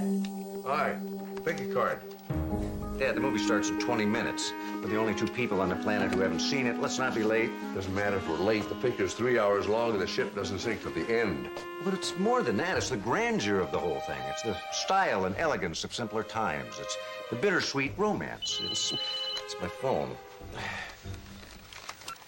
Sloan. Yes, Captain. Well, I'm in homicide, remember? A restaurant brawl's not exactly my department. What do you mean, my restaurant? What? Steve, I don't want to interfere, but you spend a lot of time with Tommy. Try to hear his side. Better be good. I barely got him off the last assault charge. Hey, guys. It wasn't Tommy's fault, really. Really? Yeah, that guy over there.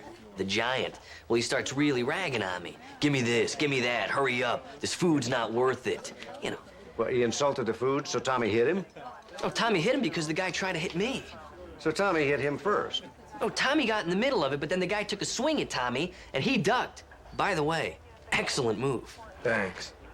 Then when he gets up... Sounds like simple self-defense to me. Simple self-defense? There are other ways to solve things like this, Tommy. You should have let Jesse handle it. Steve, are you kidding? That guy's a monster. Steve is right. There are other ways we could have handled this. We could have... Called the police? Could have called the police. That would have been one way to handle this. Look, Steve, I'm really But sorry. Tommy, don't. I've heard it all before. I vouched for you in court, remember? This is just the kind of mess that got you in trouble in the first place. I'll tell you what, tough guy. I got just the place for you. Tomorrow, 7 a.m. sharp. You want to stay out of jail, you be there.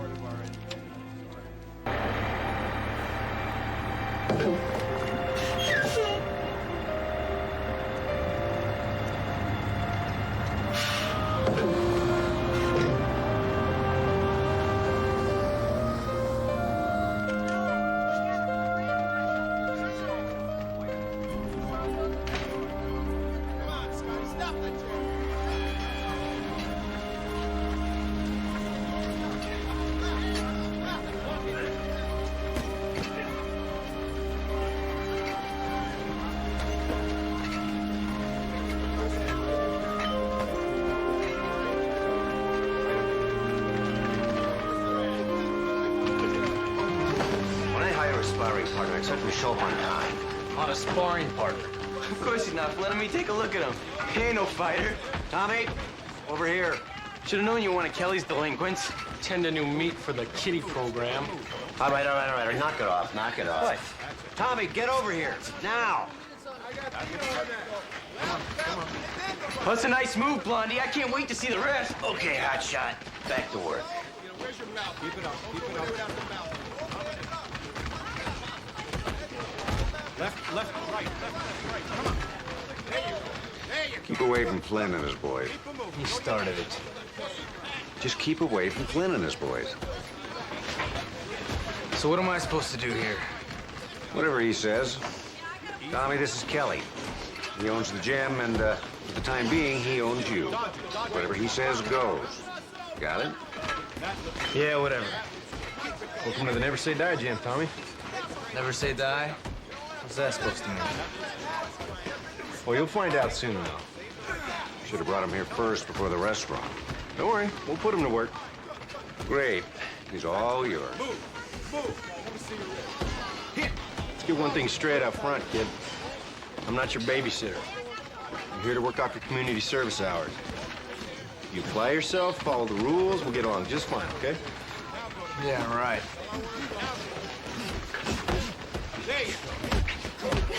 You ever done any boxing? Never even had gloves on. He says you handle yourself pretty well, though. Yeah, a lot of good that's done me, huh? All right, neutral corner. Come on. You okay, kid? I'm okay. Not bad for a lucky punch. Hey, shut up, Big Mouth. You're the one sitting on your butt.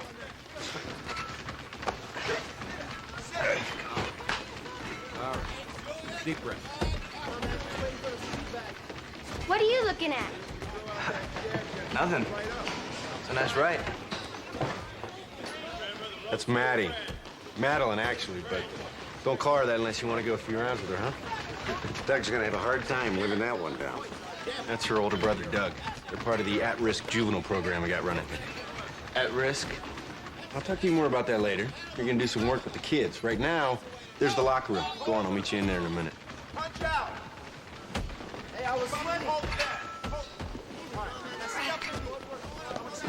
So, what do you think? These kind of problems are nothing new around here. Foster home, youth camp, probation 4. Assault and battery, 3 counts. I don't know, buddy. We're starting kind of late. Wish we had him in here 5 years ago. Yeah, I know. Just got a feeling about him. With some work on that short fuse, I still think he can turn himself around. Okay, that's good enough for me. And you know how I feel. Never say die, huh? That's right. All right, pal. Thanks. Call me if you need me. You bet. Take care. Okay, let's get to it. See those cartons? That's a month's supply of Sports Chem energy drinks. Sports Chem? They're one of the sponsors for our at-risk program. Anyways, the drinks need to come out of those cartons and get stacked in the cabinet. Then you can go mop up the head. Hey, ain't no janitor, man. Besides, I thought your whole deal here, this whole program was about boxing. This program is about a lot more than just boxing, Tommy. It's about discipline. It's about self-control. And right now, it's about putting those drinks away.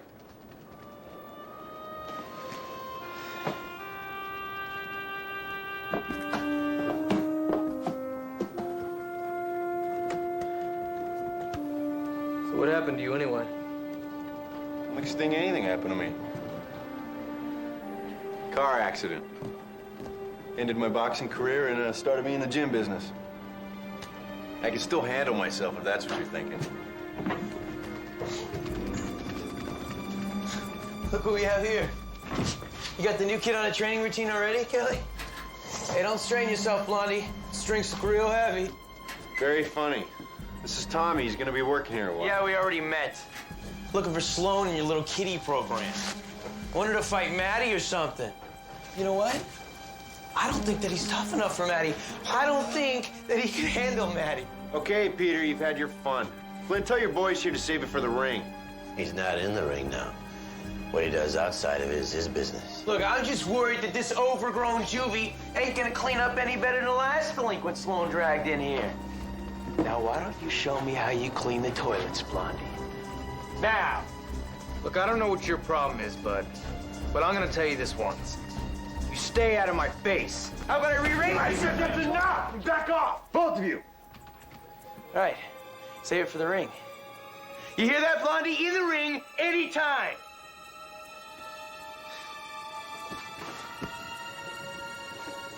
Ooh, excuse me. Sorry about that, Kelly. Just put it on my bill.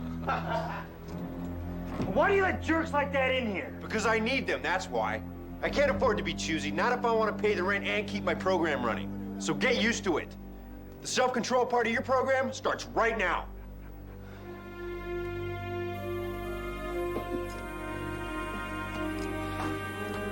So you're gonna take a lot of work.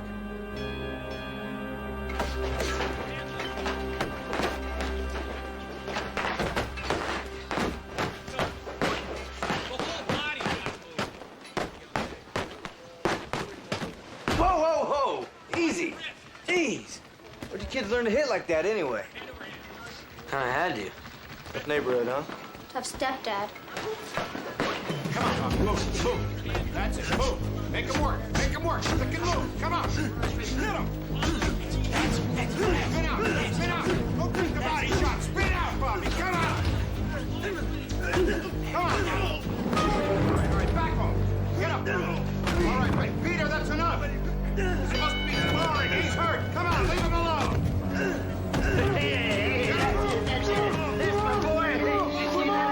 Yeah, where I come from, tactics like that are used by thugs, not boxers. Where you come from, the boxers ain't worth the spit on my mouthpiece. Who's next? Come on, let's get somebody in here who can fight. For a little guy, he sure talks big, doesn't he? Does he ever quit? What? What'd you say, Blondie? Why don't you leave those little kids alone and come up here? I got something for you. Tommy, don't. Okay. Okay. Bring the kids with you. I know you're gonna need the help. Doug, lend me your gloves for a minute. Fine. Just, he's not gonna let up. Might as well just get this over with. All right, Blondie, come on. Time to go to sleep, baby. Tommy!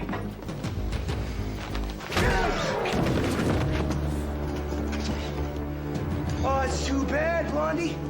I was looking forward to putting your lights out. All right, that's it. Get him out. He's through here. I don't take that crap in my gym. Come on. Why don't you come throw me out yourself, Gimpy? Come on, cripples. You heard Kelly. Get him out of here. Now. Get over. This ain't over, Blondie.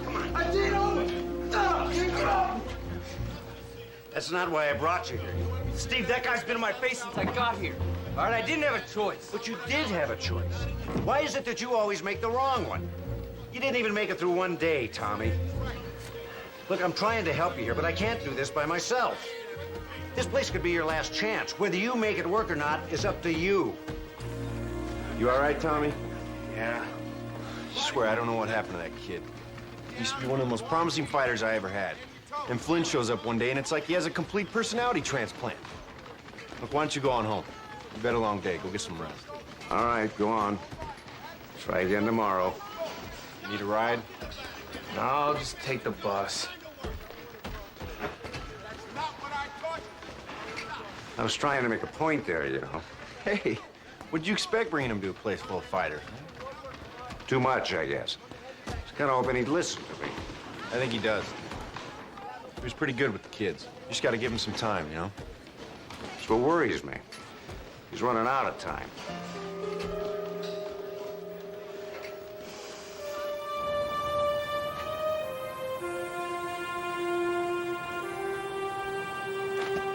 Ding, ding.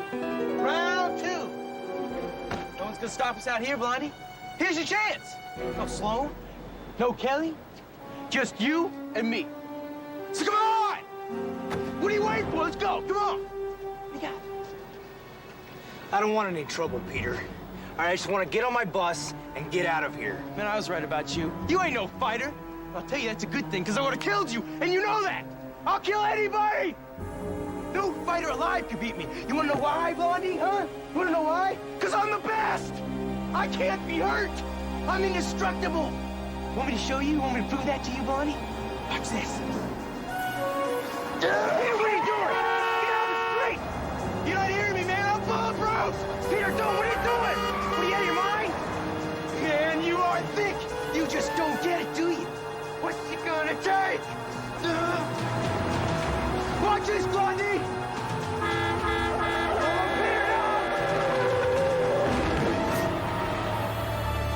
Oh, my God.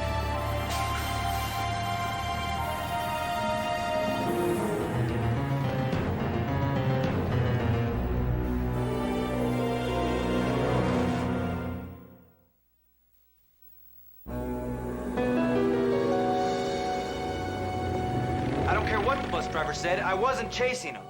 Why did you run? Because I knew nobody would believe me. Then why did you come in on your own, Tommy? I don't know. I was scared, all right? I didn't want to lose my probation. All right, tell us what happened again. I told you. Peter was acting nuts. He said he was indestructible, he dodged a couple of cars, and then he jumped in front of a bus. And that's it. All right. Kelly's outside. Go on, he'll take you back to the gym. Well, you're letting me go? Well, I could throw you in jail if you'd rather go there. No. Thanks.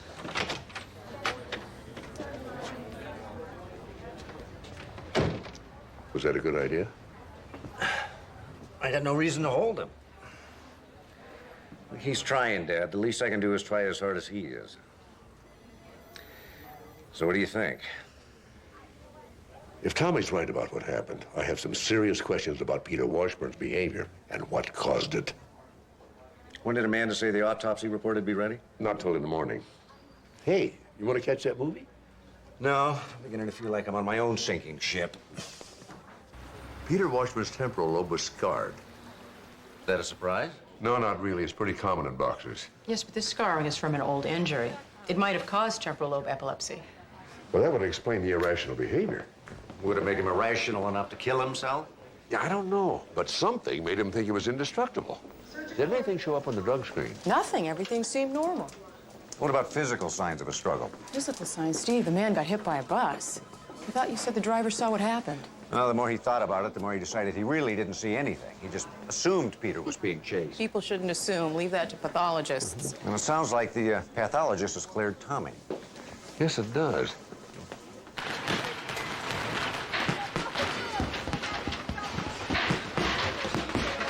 Whoa, you got a good jab, but don't leave it out there. Snap it and bring it back.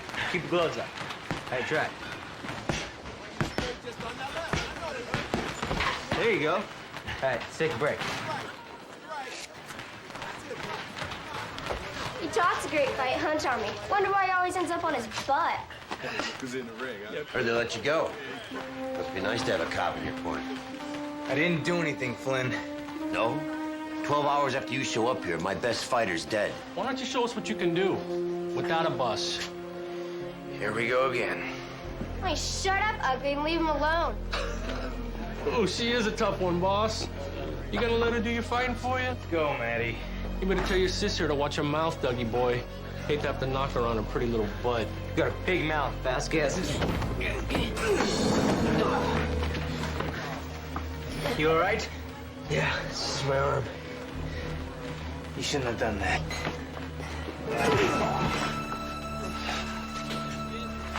Throw me my gloves. I don't want to hurt my hands when I crack this guy's skull. Hey, come on. Let's see what you got for real this time. Come on. Tommy, you don't have to do this. Vasquez. Careful, Tommy. Watch it. Watch out. Take it to him. Get him.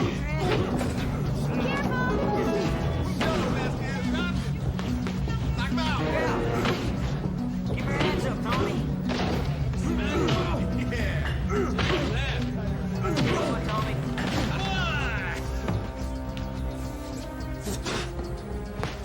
Hey, you can't do that. Come on, Vasquez. Stop. That ain't right.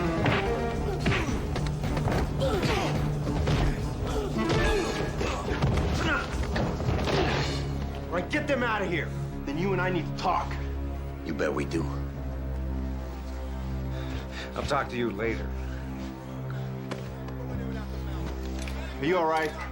Yeah, Tommy's just trying to protect us. Wasn't his fault. Never is.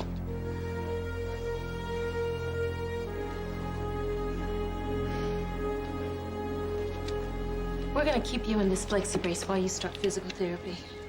Dr. Latimer, Yes. could I see you a second? One moment. Practice walking the way I showed you, then sit, stand, and walk some more, okay? Okay. I'll be right over here if you need me. Boy, it's amazing how many bones you can break when you fall on snow. Looks like you've been giving him physical therapy for a while. Yeah, but he's lucky. He'll be able to lose that brace eventually. Some of them don't. Like Brendan Kelly? I can't believe he's walking, even with the braces. Was that bad? Oh, yeah. He had multiple compression fractures of the spine. Both his legs were crushed. We had to put steel rods in both femurs and fuse his left ankle. Sometimes I wonder what's worse for the patient, the injuries or the repairs. Brendan Kelly must be in a lot of pain. He should be, but he refuses pain medication, and I've never even heard him complain. Oh. Excuse me, doctor. Whoa. Are you okay? Yeah. Let's try that again.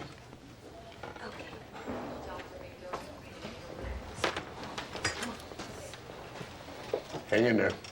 See you, doctor. Thanks, Doc.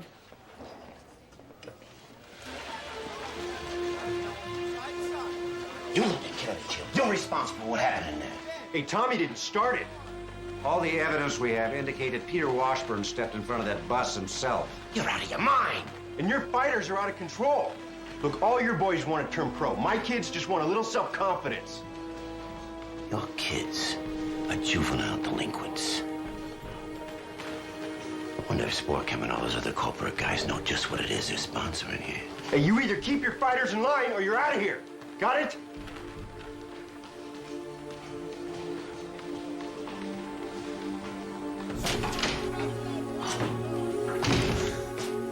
Surely I could have thought of a better way to make a living, huh?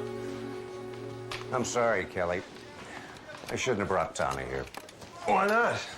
I mean, the only thing that's wrong with him is his temper. Isn't that enough? What happened to that feeling? Just needed somebody to trust him. So far, all I can do is trust him to get in fights. Yeah, but you know what? He's been working pretty well with Doug and Maddie. There's got to be some way to reach him. Maybe there is.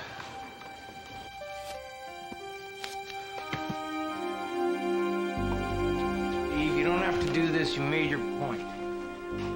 You want to fight so bad? You might as well learn something. Let's go. Get your hands up. Come on, Tommy. What's the matter? You never had a problem out there. You want to blow off steam? Do it in here with me now. I said, put your hands up. Good. Now control yourself. Think about what you're doing.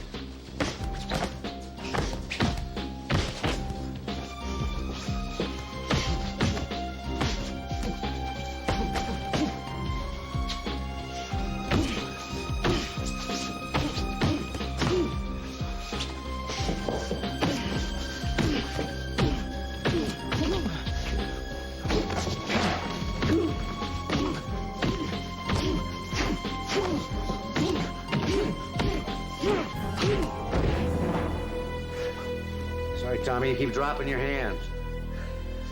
Come on, that wasn't that hard. Get up. What's the matter, Tommy? You all right? I can't see, Steve. What? I'm blind.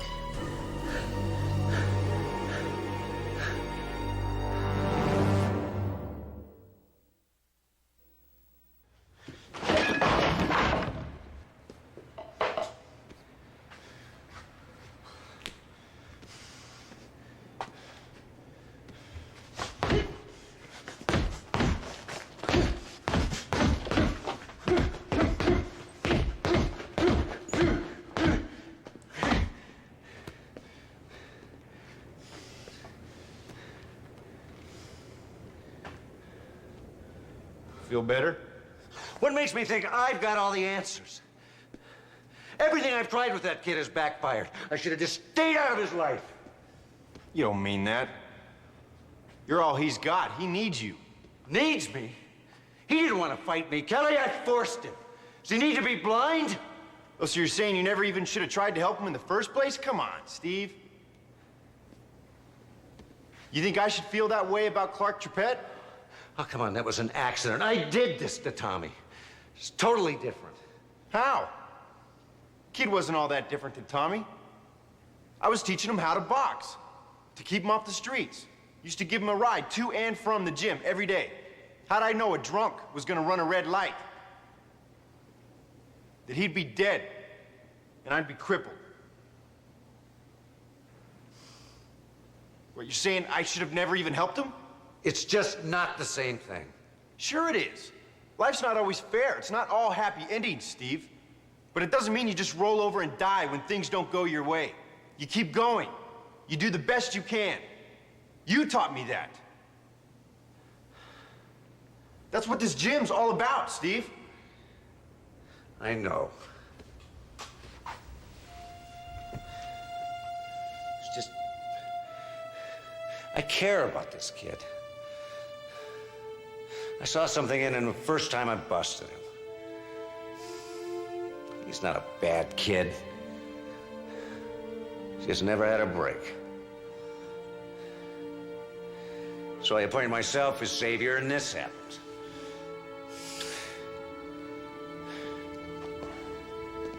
Well,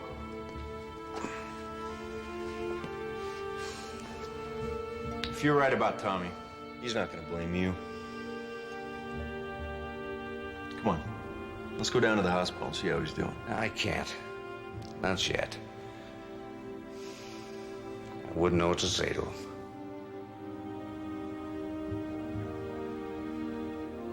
Okay, I'll go.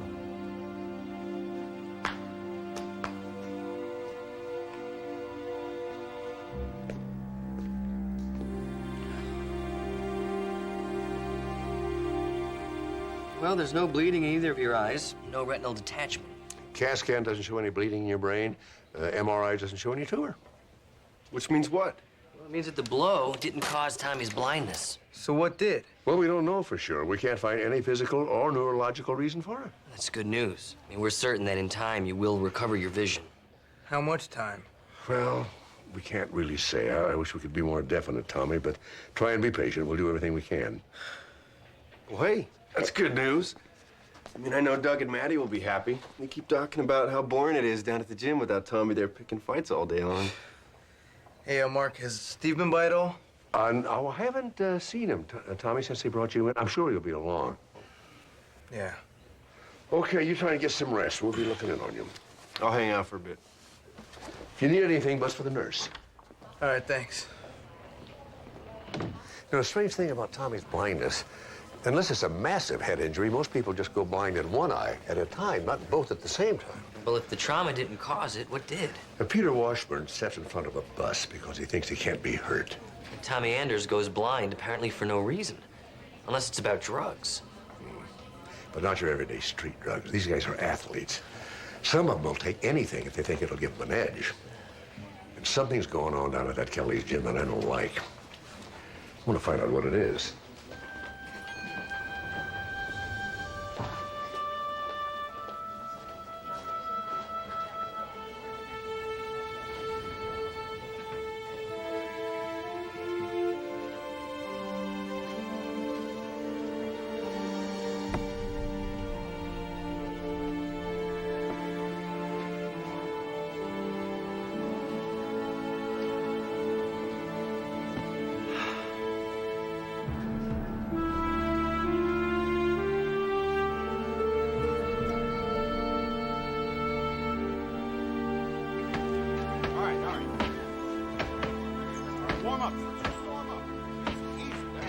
I can't do that, Mark. I mean, if I start demanding drug tests on everybody that walks in the door, pretty soon nobody will walk in. I know it's hard to believe, Kelly. Oh, it's not hard to believe at all. Believe me, I've seen too many of them come in here all hyped up not to know the signs. And I won't put up with it. I mean, even Flynn knows that. But don't you want to find out what really happened to Peter and to Tommy? Well, of course I do. But there are other things here that are at least as important. Well, sanctuary for these kids. Exactly. See those two kids? They live in a foster home. Their mother drank herself to death 2 years ago. Their stepfather used to beat them almost daily. Doug's been to the hospital twice trying to protect her. Then a year ago, they show up here. Doug says he's gonna teach his little sister how to fight so that nobody can beat her up again. And I've got others just like them, Mark. It's here or the streets. They feel safe here. They trust me. I can't betray that trust. If I impose some sort of mandatory drug test, if they feel threatened, I could lose a hell of a lot more than I gain. I guess I didn't consider that, Kelly. Besides, if my corporate sponsors got wind of it, they might think I was subsidizing a bunch of drug freaks and yank my sponsorship. I get the picture. I'll have to think of a little slicker way to find out what's going on around here, if anything. I mean, you know I'll help out in any way I can. Yeah. Look, I gotta get that, all right? If there's anything else, you let me know. Thanks, Kelly.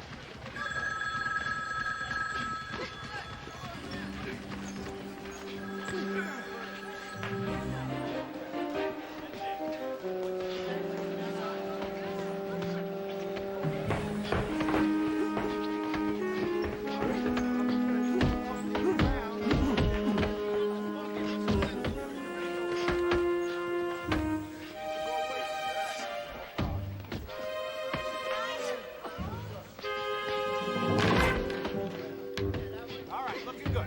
Take a break. Come on, cool off. There you go. There you go. Take a break.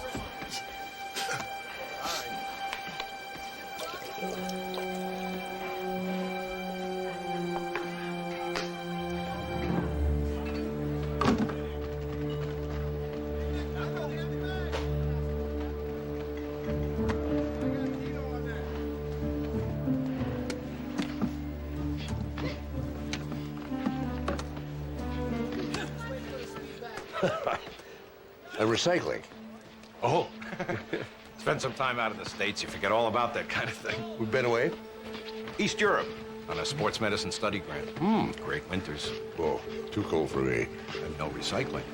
Yeah, I guess that's right. I'm Mark Sloan, Steve's father.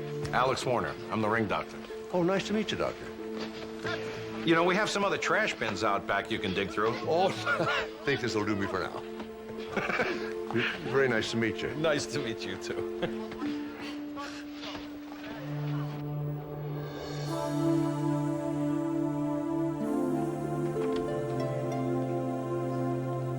Who's there? Just me. Tommy, everything okay? Oh, yeah, fine. I'm just waiting on the pizza that I ordered. Then I was thinking about maybe watching some TV, maybe reading a magazine. The patient retains his humor. That's a good sign. I'll go check on that pizza for you, okay? All right. Thanks, Mark.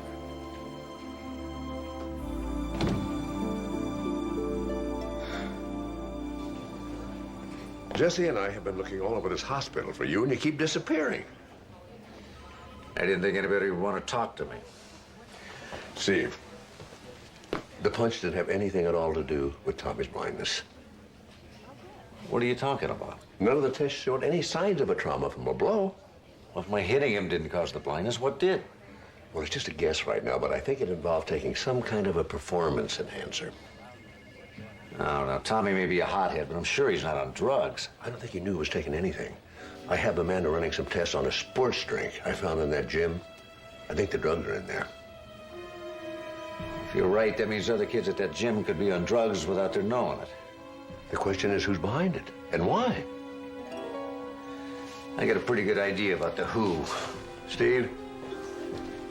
Don't worry, Dad. I'm not gonna kill the guy. I'm just gonna scare him a little.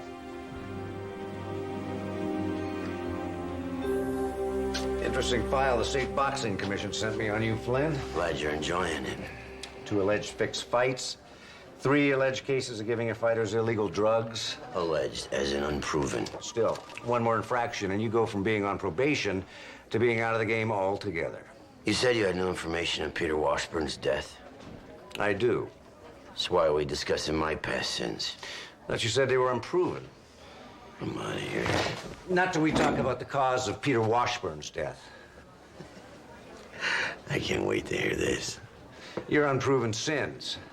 Steroids, amphetamines.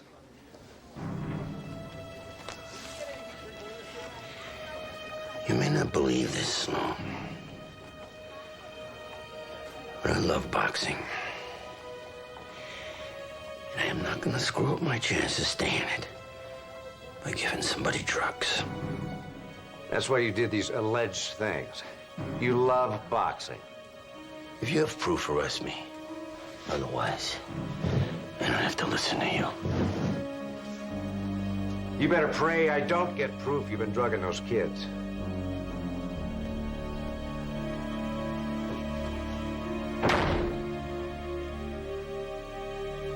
Oh, that's great news, Tommy. It's just shapes and shadows right now, but it's been getting better all afternoon. Hospital said Tommy could be discharged, so we thought the beach would be a great place to recover. Well, Tommy, I'm glad you're here. Got some more food out in the kitchen. Along with our drinks. Excuse me.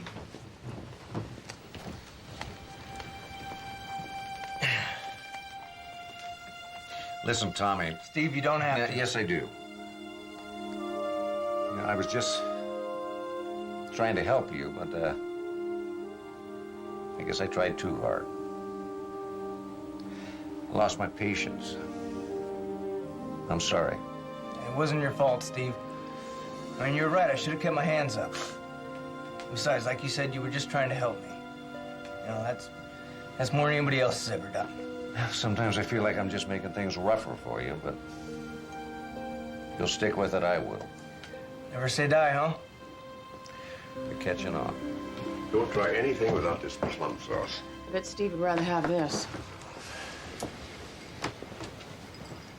You found an altered anabolic steroid? I not only found it in Tommy's blood and Washburn's blood, but I also found it in those bottles of sports drinks that Mark brought in. Why altered? So it couldn't be detected in a normal drug screening. What's interesting is that the steroid was combined with a small amount of phencyclidine. PCP? Yeah. Now, this steroid would enhance an athlete's performance, making him more aggressive, where the PCP would reduce his inhibitions. Maybe even cause him to step in front of a bus. That doesn't explain what happened to Tommy. Oh, but it does. When Tommy got hit, the PCP in the drink caused the arteries in his brain to spasm, much like a migraine. In Tommy's case, it caused temporary blindness. Now, wait a minute. Peter was sparring all afternoon before he died. Now, if he was drinking the same stuff, too, then why didn't he go blind? We wondered the same thing, so Amanda checked all the other bottles. And I discovered different combinations and different amounts in the bottles. It was as though someone were experimenting with the dosages to see how the athletes would react. And the kids at the gym were the lab rats. And there's somebody in that gym. And my money's on Flynn. Now, wait a minute, Steve. I don't like Flynn either, but I don't think he would have done something like this to one of his own guys. Well, then who did? That's a good question. It's gonna be hard.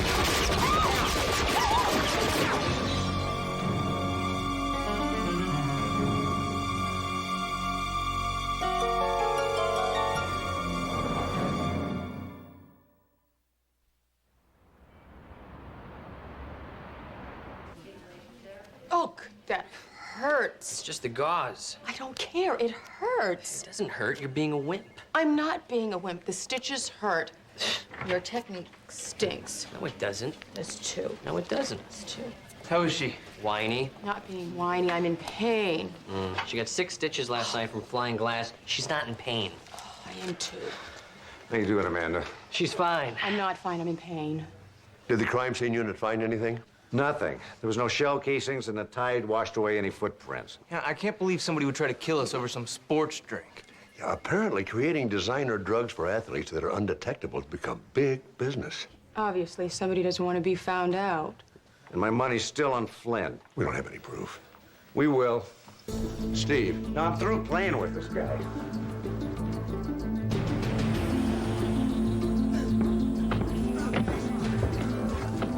Steve, if you're right about Flynn, I'll lend you my cane to use on him. This isn't the place. Look, if you have to take him, will you please think of the kids? Just let me do my job, Kelly. Flynn! Oh, give me a break. What do you want now? Hey! Don't! You've shown really poor judgment, Flynn. Hey, you can't do this. Oh, I can't, huh?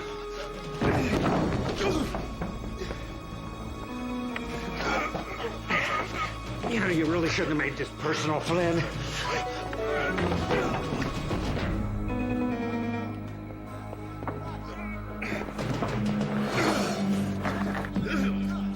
You blind Tommy.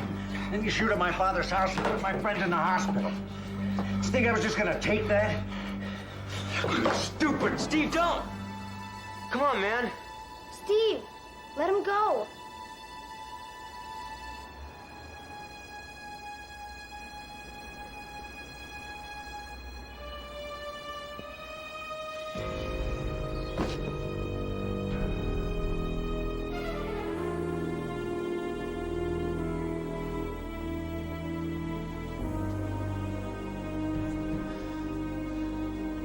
I'm sorry, Doug.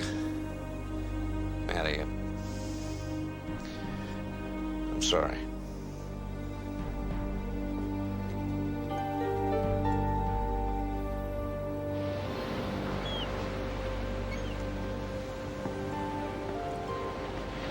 Kelly called. Can't believe I lost it like that. They hadn't come in when they did. Kelly's trying to teach these kids self-control, and I just... Proved that you were only human. Flynn gonna give you trouble about it? He's dirty one way or another. He's not gonna do anything. Talk to Kelly. They all agreed they didn't see anything. I just hope I didn't blow the case against him. I want him so bad for this. So bad that you might have blinded yourself to any other possibility? What do you mean?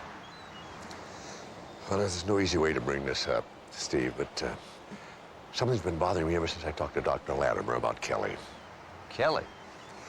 The extent of his injuries, the level of pain he should be experiencing, his energy and mobility. What are you trying to say? Well, you're not going to be too happy with me about this, but I asked Latimer to run an HPLC on Kelly's blood. HPLC? High-pressure liquid chromatography. It's a sophisticated way of locating and identifying small amounts of molecules. And what are these molecules trying to tell us? We better have a talk with Kelly. Are you out of your minds? I'm not on drugs. Your blood test says otherwise, Kelly. You got Latimer in on this, huh? She was beginning to wonder how you handled all your injuries with no pain medication at all. Because I was in good shape before the accident, and I've been doing physical therapy ever since. But the therapy alone should have caused enough pain to call for some medication. Latimer must have told you that. She did. And it was bad at first, really bad, believe me. But after a while, it just didn't hurt anymore. It doesn't mean I'm using drugs. How long was it before the pain stopped completely? I don't know, a couple months. I was back at the gym. Then when was it you went to Sports Chem for sponsorship? I didn't. They came to me. I've been using their energy drink for a while. I liked it, so I agreed. And they supplied you with Sports Chem in exchange for what? Nothing. I mean, that worried me at first, so I had Dr. Warner check out the formula, you know, just to make sure it was safe. He said it was fine? Sure. All the trainers started using it. Including Flynn? Yeah. Kelly, I owe you an apology. I'm sorry. But I think I know who's behind it now.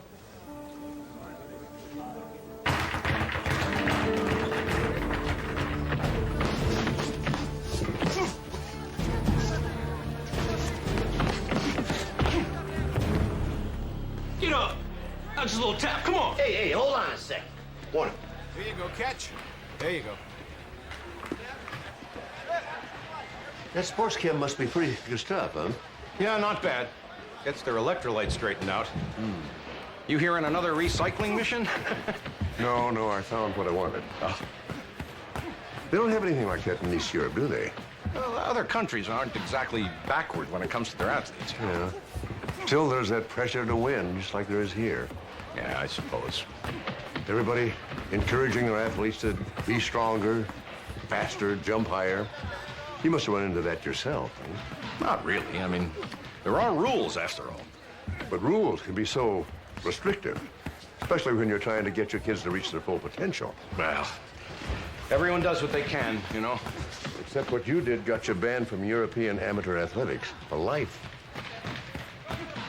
My son checked out your record on Interpol.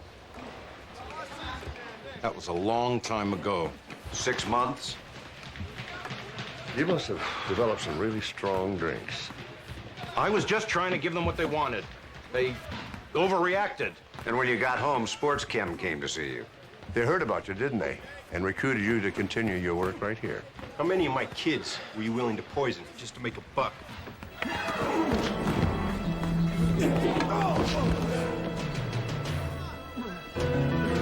Mother Warner!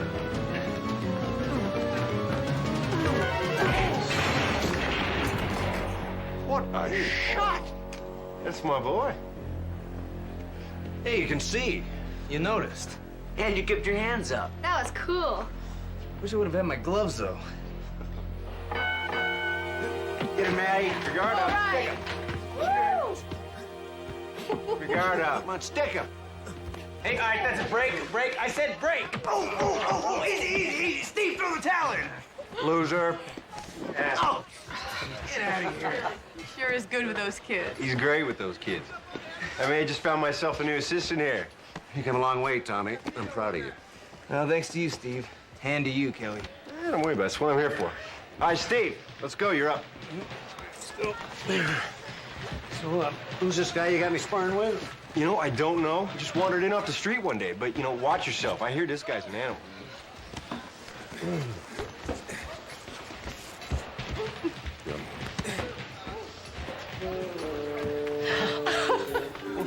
Hey, sorry about that. Let's go. Time. Dad. Oh, come on, guys. You're gonna... Watch out!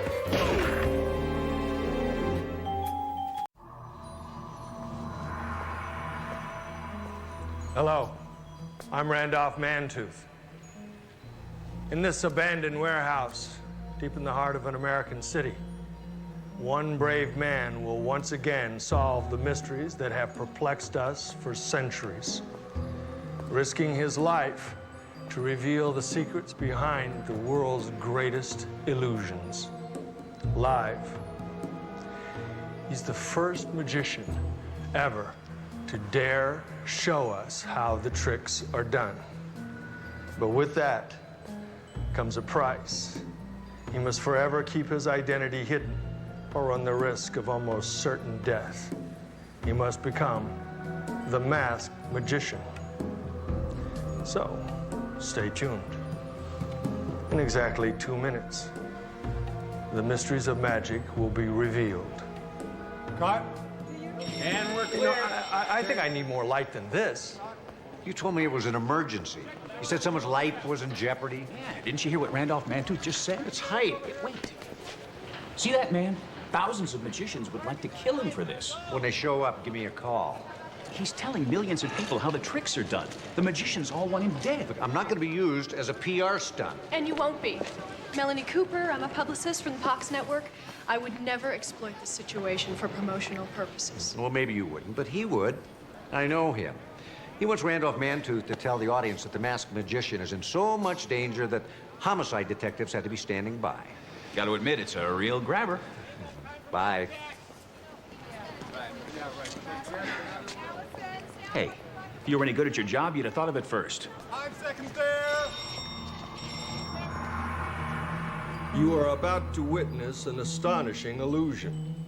An arrow will pass harmlessly through the body of the masked magician, striking the bullseye behind him. And then, if he survives, he will share the secret of how it was done. To protect his identity, you will not see his face nor hear him speak. The trick begins with his assistants dancing in front of him. One of them hands him an arrow, which he stabs into the bullseye to show that the sharp point is real. An assistant gives him a rifle. He endows it with magic powers. Then loads a charge into it.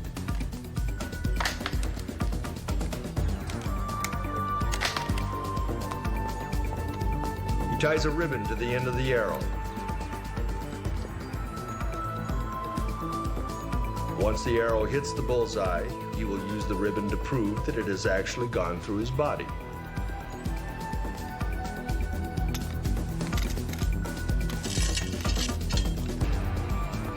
Watch closely. Maybe you can see how the illusion is done. Here's a hint. Ask yourself why he's using a rifle instead of a bow to fire the arrow.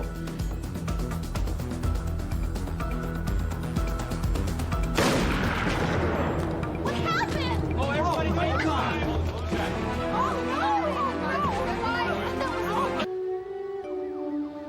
He knew about my secret past as a call girl, my affair with his brother, and the forged checks.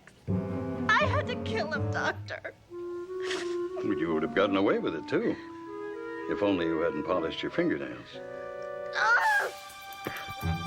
Read her her rights. Oh, make sure that she gets one of these pills 3 times daily.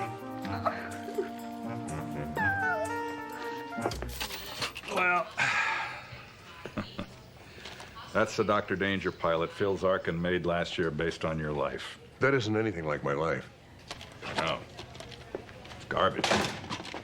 That's why the network brought me in to revamp the whole thing. They have tremendous faith in the concept, Mark, and enormous respect for you. They just want to get it right. I cannot tell you how relieved I am to hear that. I would have been so embarrassed if they put that on the air. Of course you would. It doesn't begin to capture the essence of what you do. Exactly. Where's the humanity? Absolutely. Where's the relevance? Positively. Where's the sex? Sex?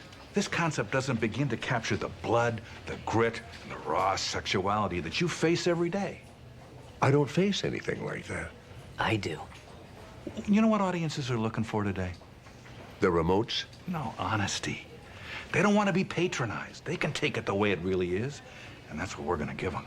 We? Take a look at the new Dr. Danger.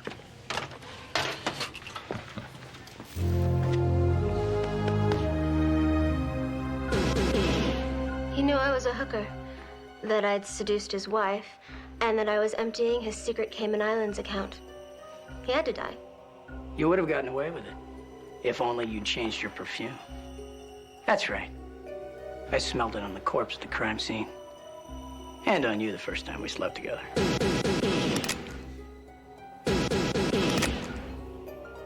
Go ahead, baby, pull the trigger.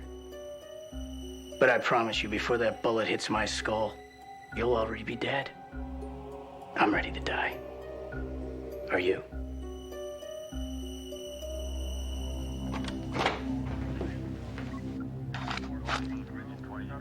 Read her rights. Oh, and make sure she takes 2 of these with water before every meal.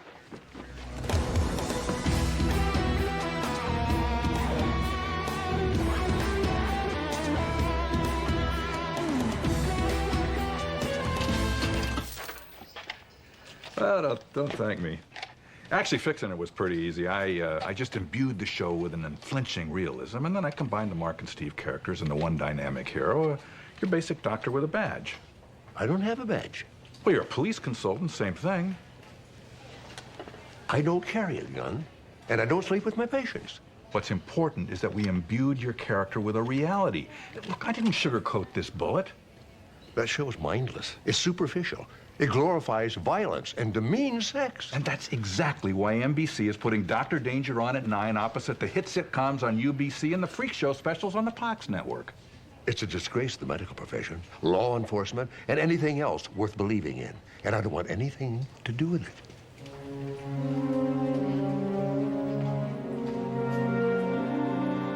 You don't goose the fat lady when she's eating your pie in the sky. That's a good point. Okay, I want you to breathe for me. Yeah. Okay. Again. I don't hear any pneumohemothorax. Okay. No, I can't reveal my identity. That's why he wouldn't let me call an ambulance. He was afraid they'd take the mask off. Look, I won't tell you how to do magic. You don't tell me how to practice medicine. Okay. Oh. What's all this? Oh. That's the secret behind the illusion. The arrow's never supposed to leave the rifle. There's a charge that creates a loud bang, a harmless puff of smoke. Oh, I see. So at that instant, somebody pulls on the fishing line and pulls this ribbon out of the rifle and into this tube, and it looks like it went through your body. Only this time someone put an explosive charge in the rifle. Yeah. They want to kill me for revealing these old tricks. Well, another quarter of an inch there, and they would have, too. You know, I can't blame them for being angry. Why would you want to take the wonder out of magic? I love magic. But it's a dying art, thanks to unimaginative magicians who keep rehashing the same old tricks. Oh, there's no magic about getting this arrow out of you. It's gonna hurt. You ready? Okay. Oh, Steve, get him out of here, will you? No, wait. All right, back off. Everybody, out of here. No, it's okay. They're with me. It's for the show. Well, the show is over. No. My other show. Maimings, massacres, and practical jokes. Just a couple of quick shots of the gruesome wound, and we're out of here. Here, you get in close. I don't want to miss that cry of agony. Yeah, which is going to be yours unless you get everybody out of here. Bodine!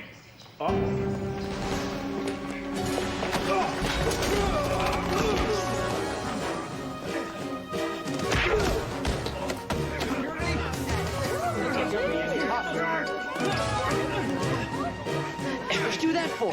You used to be my agent, and then he became a producer, and he stole my ideas. I created the Masked Magician. As a cop show, not a reality special. It's totally different. Right here. Take this camera crew, too. Ooh, he's a magic cop that pulls justice out of his hat. Gee, I wonder why nobody bought that. Nobody slides on my gutter turf, pals. You can take that to the bank and smoke it.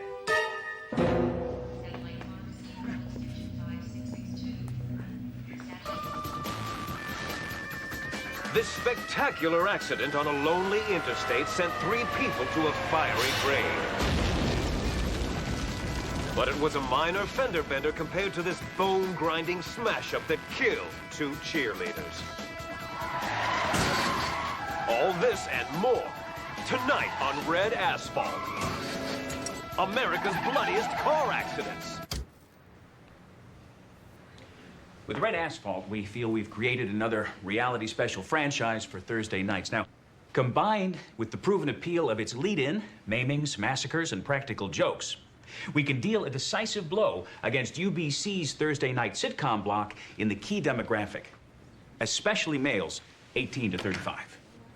Cheap, male-skewing programs. I can never get enough of them. And considering the success of The Masked Magician, I don't think our audiences can either. Well, not all of them, Mr. Lustig.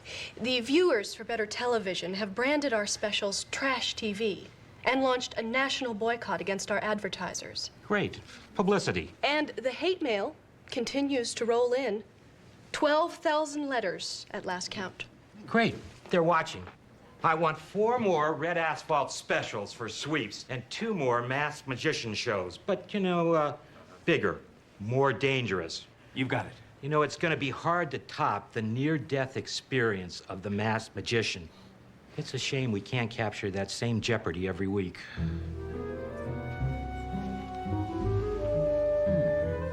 Mark! Derek Shaw, I'd like you to meet the real Mark Sloan. Whoa.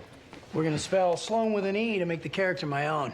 Oh, I see. Why are you wearing a lab coat? Oh, well, Jesse was showing us around. Derek's absorbing his character. You guys are an hour early. Let me see your piece. I don't have a piece. I got mine. That's not loaded, is it? It is in here. I see. So, shall we get started? Listen, thanks for lending us your boy, Mark. He brings truth to the table. Really? We better get moving. There's a lot to absorb. You know, his script is gonna be wrong, but I like it that way. You're writing a script? It's gonna bring the show the sharp edge of reality and protect the integrity of the Mark Sloan character. With an E. Perhaps Dr. Travis should work on his own integrity first. Mark. Hey, can I see your piece? Well, as long as you keep that wound clean, kind of take it easy, I don't see any reason you can't go home right now. Well, I'm going straight over to the studio and start rehearsing for tomorrow night's broadcast. I don't think that's a very good idea. The Masked Magician's performing, despite fervent protest from his team of top surgeons. Use it. You just told me I was fine. Yes, but I think there's a very good chance that whoever sabotaged that trick is going to try it again, and next time you may not be so lucky. Daring death for you, the viewer. Use it. If I was going to be scared off, I never would have done this in the first place. Besides, I'm getting a big raise. Whoa, whoa, whoa, oh. Oh, no, not for me, you're not. Then I'll get it from GBS, where I'll be doing my next special. Use that. All right, fine, you've got it. But this stays quiet. That's one secret I'll keep. It's my identity I'm revealing on tomorrow night's broadcast. What?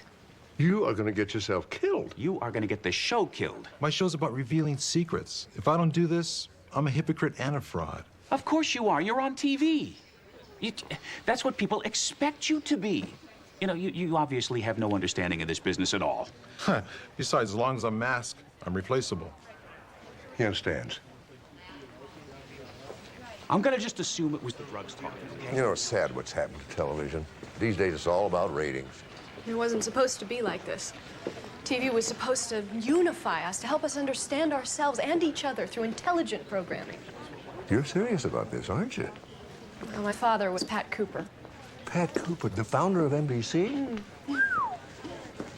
I guess maimings, massacres, and practical jokes wasn't exactly what he had in mind when he started the network. He saw television as a kind of window to the world. He just didn't foresee how competitive the medium would become. Pay-per-view, cable, home video, 5 networks, first-run syndication, the internet, all fighting for our limited attention spans. You know, don't make him like your dad anymore. What are you doing over at Fox? I have to start at the bottom to get to the top. What do you want to do, run a network? Someday, if there are any networks left. For centuries, audiences have been mystified and entertained by the amazing feats of magic. Each magician takes an implicit vow to never reveal the secrets behind those illusions. But one man has broken that vow. The masked magician will pay for his traitorous betrayal of the art of magic. We will make sure he disappears forever!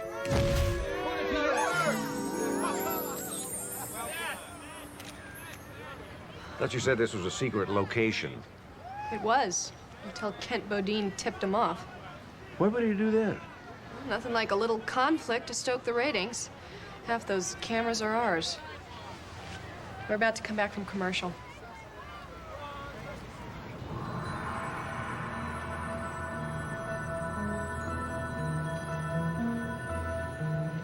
This is who I am. Why have I revealed these secrets? To reinvigorate a declining art. By revealing these old tricks, magicians everywhere will be inspired to create new illusions that'll dazzle and amaze us, keeping magic alive.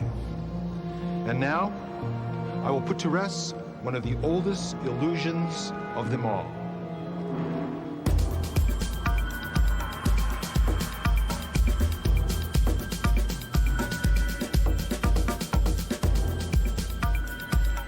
The magician tests the spikes to prove they are real and waves his hand underneath them to show there are no mirrors.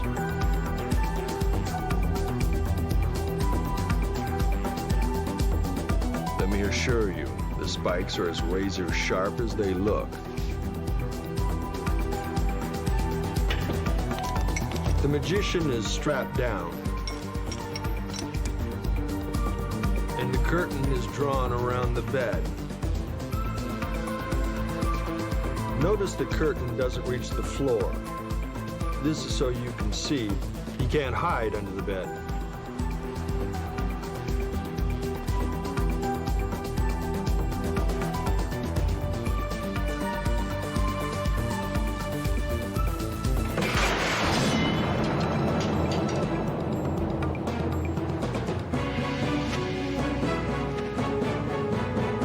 Where is he? Well, I don't know. He's supposed to be sitting on top of the platform.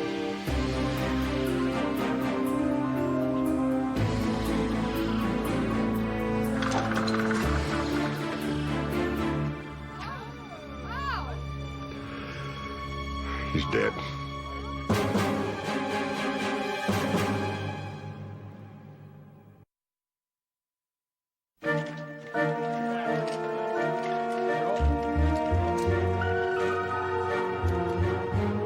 I don't think I have to tell you the cause of death. No. What went wrong with the trick? Well, it's pretty simple, really. The magician is actually strapped down, but all the straps are Velcro. So he just sits up when the curtain comes down, rolls over onto this ledge before the spikes come down. Only this time, one of the straps is real. Why would someone do such a thing?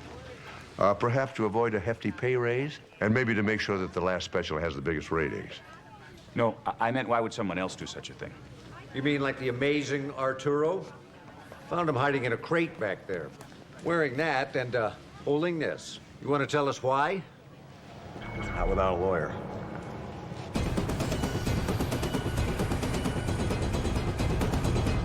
Since Allied Bottling bought GBS a year ago, we've allowed you to remain autonomous, run the network your way. And I appreciate that, Mr. Reese.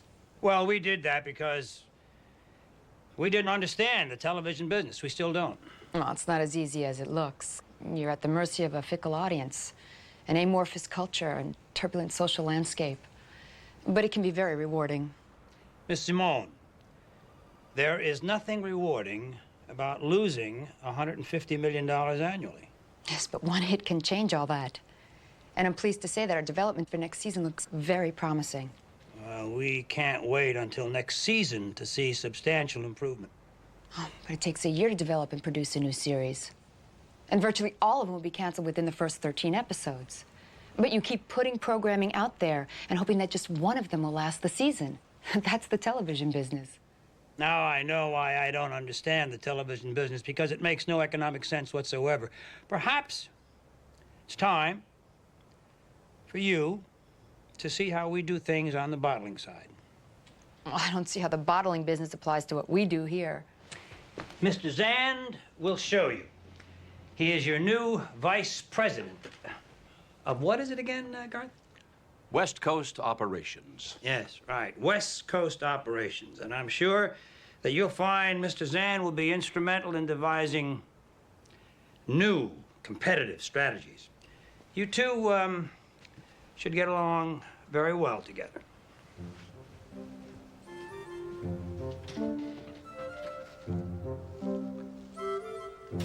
I don't know anything about television. But then again, I didn't know anything about hamburgers before we bought the Burger Town chain, and now I can tell you everything about a double cheese super deluxe right on down to the number of sesame seeds on the bun. Really? So, at first you'll forgive me if I ask a few dumb questions? Okay. Okay. For instance, why aren't we first on Thursday night? He's My Wife on UBC at 9 p.m. It's been the #1 sitcom on television for the past 5 years. Why are we second? Because the freak show specials on the Fox network are very difficult to counter-program. It's pretty hard to top a live murder. Then why aren't we third? Look, Mr. Zand, all we can do is put the programs out there. The audience decides what it is they're going to watch. And that's the way it is. Well, then it seems to me that's the first thing we have to change. My lawyer advised me I should cooperate. You hired the right lawyer. You can start by telling us what you were doing hiding in a crate dressed as an executioner. And why we found one of the masked magician's assistants bound and gagged in a storage cabinet. Yeah, well, let me show you this. My lawyer dropped it off to me. The masked magician's next illusion. He taped all of his rehearsals. This is called the executioner box. First, the magician's hands are bound and he's blindfolded, then placed into the bag. The executioner pulls the bag tight and locks it.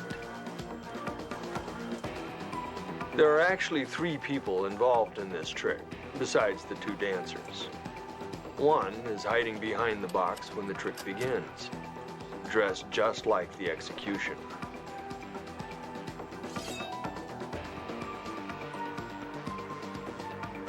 Now, when the woman dances behind the box, she stays and the 3rd person dances out.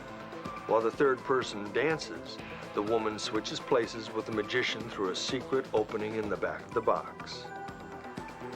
Then the 3rd person dances behind the box and the magician comes out in her place, disguised in the executioner's robe.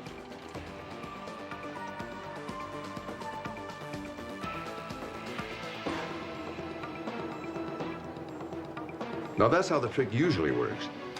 But you were planning to incapacitate the magician when he came out of the box and then replace him as the executioner. I was going to whip off my hood and reveal myself and make a statement on behalf of the magic community against what he has done. Which means the woman in the trick had to be your accomplice. Now, keep her out of this. I take full responsibility. That a confession? Yes. And also an alibi. Yeah. Why would he hang around to sabotage a trick when he had already rigged the bed of spikes? Exactly. I'd be an idiot. Or else very clever. Or you could have set this whole thing up just to rule yourself out as a suspect. Yeah, well, unless you can prove that, I believe I'm free to go. Just don't disappear.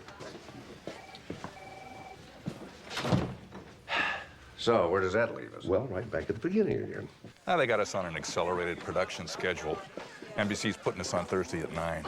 9? Wow, that's the worst time slot on television. You're gonna be up against He's My Wife. But not against the Masked Magician. And against Red Asphalt, I think we're gonna come in second.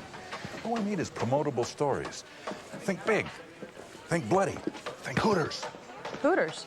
Oh, yeah, I mean, that's one thing that red asphalt's not gonna have. Welcome to Community General Hospital. Wow, it looks so real. Yeah, it is. Right down to the gum underneath the waiting room seats. But what's the difference? No one's ever going to see it. It permeates, baby. The actors use it in their performances. They absorb it. You could have built a real hospital for what this place must have cost you. Well, actually, this set was a redress from Beyond the Beyond. It was the underwater sperm bank on Altair 2. You don't build the sets from scratch? You save money where you can. Actually, you know, some of these flats, they date back to Jake and the Fat Man. Who's that? Oh, now that's Dr. Jesse Travis. You told me I was a vibrant character with lots of levels. Well, I never thought a woman would be sexier, particularly one with a black belt. A doctor with healing hands and feet of fury. A definite improvement. Well, think big. Think bloody. Think Hooters. Hey, what'd the network make you do with her? Well, actually, nothing. She was perfect. First team on Well, the set. excuse me. Gotta go stroke the talent. I just hope Mark forgives me for writing this. I'm sure he will, as long as you don't make him look bad. Hey, that's why I'm here. Burley insisted that I come here and ground the show in reality. Quiet on the set. And action. Don't you worry, Timmy. You're gonna see tomorrow. And a lot of tomorrows after that. You'll know love, heartbreak, pain, happiness, that crazy kaleidoscope of experiences we call life. Because you're gonna get that kidney, little man. Or I'll give you one of mine. Cut. You can't get much more realistic than that. Except I don't think Mark has any spare organs left to give. See ya.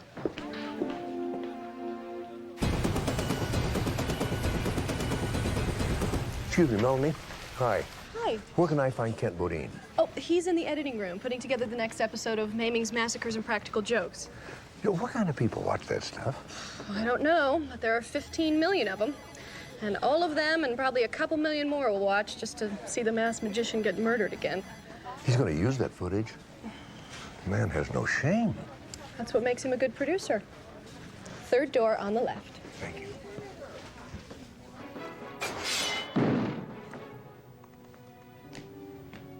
You're using the masked magician's test on the air. How can you do that? You know, I keep asking myself that same question. There are a lot of complex issues to consider here. I mean, is it a maiming, a massacre, or a practical joke? Technically, they would all apply. Technically, you're headed for life in prison, no matter which it is. Please. What are you trying to do? Ruin my reputation? Oh, I don't think that's possible. I had nothing to do with what happened last night. You're the one who told Arturo where you were shooting. That's not a crime. It is if you helped him get into that warehouse. So what if I did? That doesn't mean I killed the masked magician. It suggests you were setting him up to take the fall for a murder that you committed. Mark, if I was going to kill the masked magician, I would have waited for at least the second commercial break. I mean, I wouldn't have sacrificed the entire second half of the show. What has gotten into you? It's what got into your coffee. You were about to have a fatal attack of acid indigestion.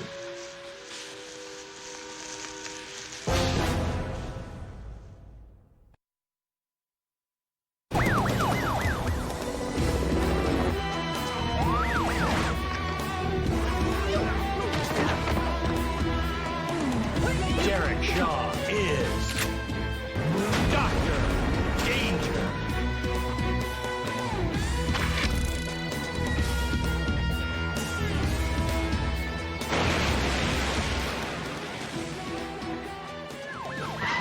Change the channel. Oh, it's just beginning. That's what terrified me. A flesh-shredding collision that killed a family of 3 and their adorable dog.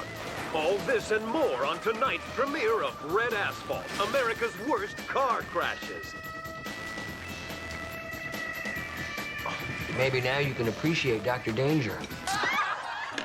How How am I supposed to get a date with a supermodel if they all think that I'm your wife? Who was that? It's Jerry Lane. He's the star of He's My Wife. It's the most popular show on television. You know, there are other programs besides Baywatch. Why was he wearing a dress? Well, because Jerry's best friend has to marry within a year or he loses $300 million inheritance. What has television come to? Well, it's getting to be murder. You know, I don't think whoever killed the masked magician did it to stop him because he was giving away tricks. I think it's about ratings. But the only one that benefited from those ratings was Kent Bodine. And someone tried to kill him, too. He could have staged the attempt on his life to throw suspicion off of himself. I don't think so, because he didn't know it was coming. And I think he would have done something a little flashier than just put acid in his coffee. No, I think the sabotage and the killings are all about Kent Bodine's hit specials. You mean his trash TV? What are you doing? Trying to capture your voices for my Dr. Danger script. So keep talking, but be authentic. Jesse, you know that Dr. Danger has nothing to do with reality. How can you write for it? You know, I think you're taking this a little too seriously. It's just entertainment. I don't mind being an Asian woman with healing hands and feet of fury that fight injustice. Why should you mind being a doctor with a badge? You sound more like Jackson Burley every day.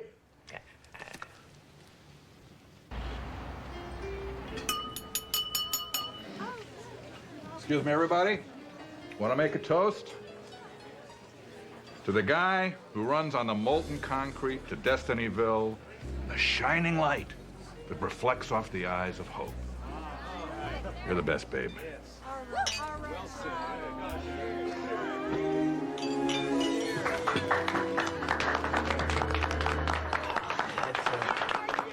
That tore, Jack. To the bone. Well, everybody, I got places to go. Keep the flame burning.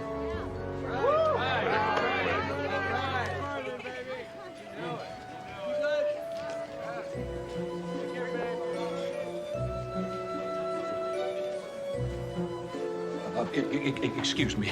I hate to bother you, Mr. Shaw, but my little niece, Katie, would just kill me if she knew that I saw you and I didn't get your autograph. My pleasure. Oh, here, just use my back right there. This is very, very exciting. Okay. Yeah, listen, I thank you. I thank you so very much. Dr. Sloan. I always sign as the character I'm playing. It's my thing. Oh, and a dandy thing it is. I see that you numbered it there, too. And that will be especially valuable 5 or 6 years from now, since this is the first one I've signed in this role. Oh, you think you'd be lucky enough to stay on the air that long? I make my own luck, friend. Yeah, me too, friend. I don't know. This scene where the guy gets hit by the bulldozer, you know, it just kind of lays there. Needs more ER stuff, you know, stat this, stat that. More ER stuff. Got it. And this guy, I mean, doesn't he seem kind of passive? Well, you know, he was just run over by a bulldozer. Yeah, I know, but he's just laying there with a tube in his throat. You know, people seem to do that when they have massive internal injuries. Look. Suppose the moment that Mark Sloan turns away, this guy, delirious with pain, sits up and he snatches the ET tube out of his throat. Then he strangles the nurse with it. And then, Mark Sloan, he spins around. He hits the guy. He drags him across the room to the table. He throws him down, straddles him, and jams that tube back down his throat. My God. I don't think that's possible. If you write it, it's possible. Huh. Ratings are here. How'd we do? Kick-Ass came in third. It doesn't sound so kick-ass to me. Well, He's My Wife and Pals on UBC is always in first place. The Real Fight on Thursday night is for second. Yeah, but Red Asphalt on the Pox network came in second. One sickly little share point. When NBC had Con Artist in there, they were behind by 10 share points. Con Artist? Yeah, Lee Majors is an ex-con whose jailhouse tattoos come to life and help people. Yuck, sucked. Only lasted 6 episodes. Nah, it's on the UPN network now. You know, when those freak show specials are gone off the Pox network, we're gonna be second. Well, what makes you so sure that those specials are gonna stop? How many car crashes can you watch before you're sick of them? What do you suppose happened to the A-Team? Besides, the masked magician was Kent Bodine's real star, and he's dead. Punta de basta. Yeah, how fortunate for us. Hey, that's TV, baby. You never know which way Lady Luck is gonna spit. You just hope it's not in your breakfast.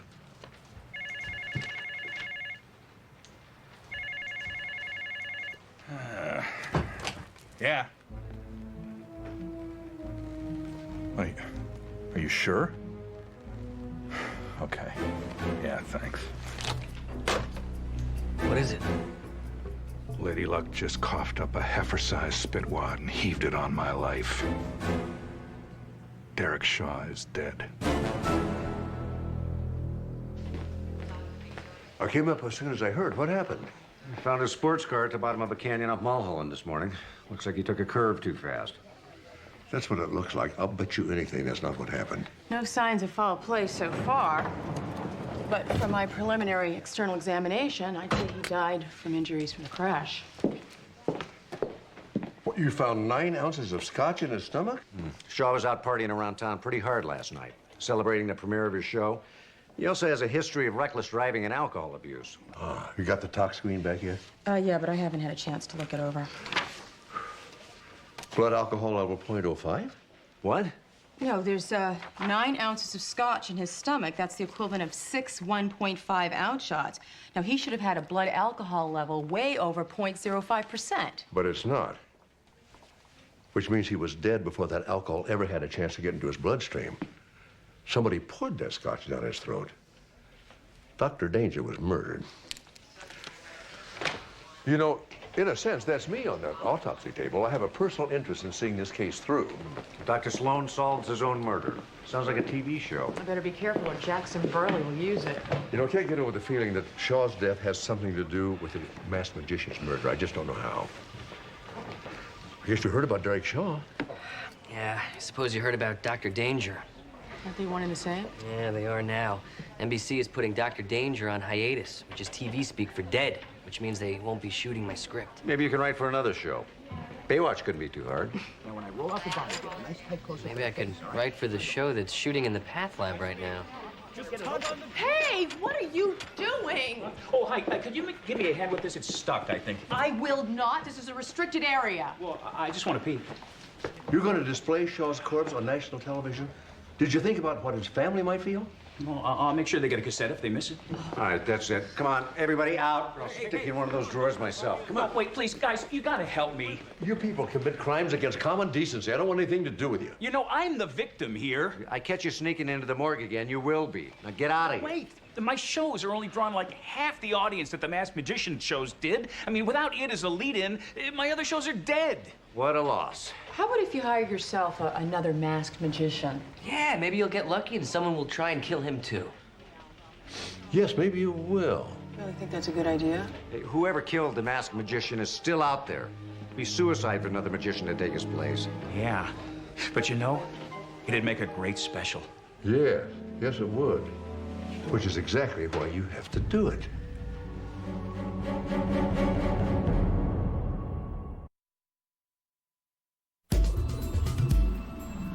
Now the masked magician will perform one of the deadliest tricks ever devised. And if he manages to live, we'll show you how it's done. Once again, the dancing girls. Notice how they're all dressed alike. This is important. The masked magician is tied into a straitjacket. He is then put into a box.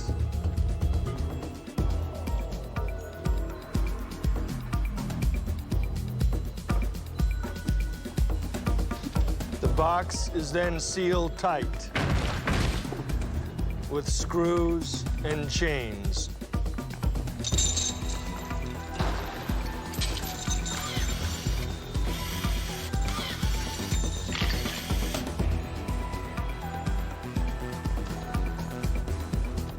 Now it gets deadly. I can assure you these are real sticks of dynamite. The suits they are wearing are standard bomb squad issue for their own protection. No matter what happens, keep rolling. And now they light the fuse.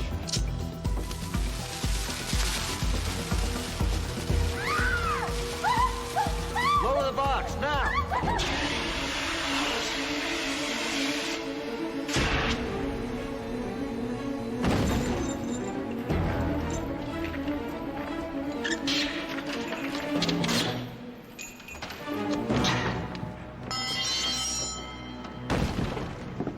How'd you get in there? Ask him. He almost got me killed. You can only blame yourself.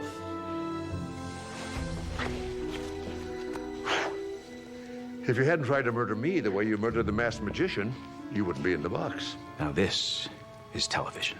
How did you know it was me? I didn't. But I did know that whoever the murderer was would probably try again during the only trick that really endangered the magician's life. And I knew that the only way to sabotage this trick would be if the assistant, who was supposed to secretly free the magician from the box, didn't. Well, you didn't have to put me in the box instead. Well, I didn't want to disappoint the audience. They tuned in for a magic trick. At least you care about the audience. It's a lot more than I could say for Kent Bodine. Is that why you killed? For the audience? For television. It's part of me, part of my family.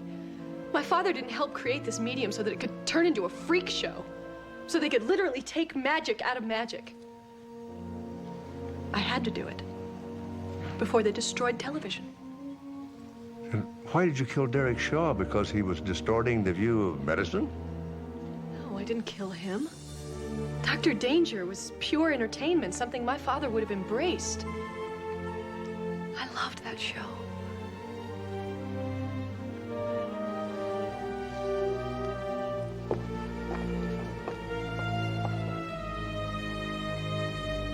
So, how did you get out of the box?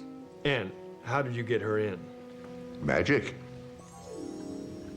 Mr. DeBono will see you now.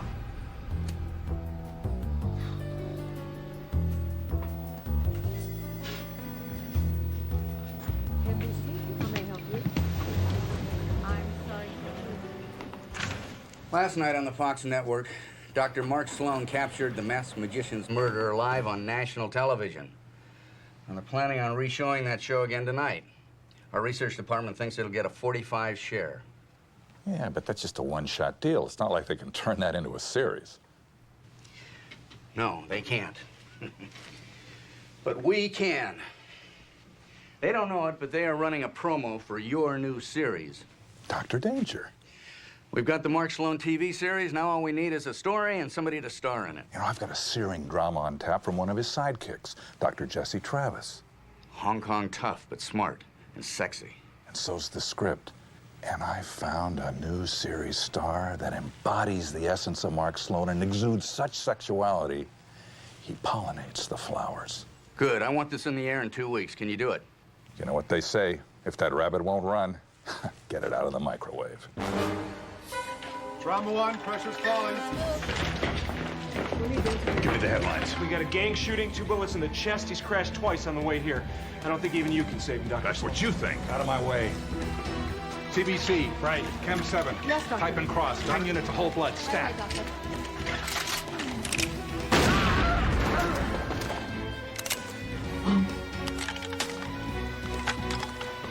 Get his blood type.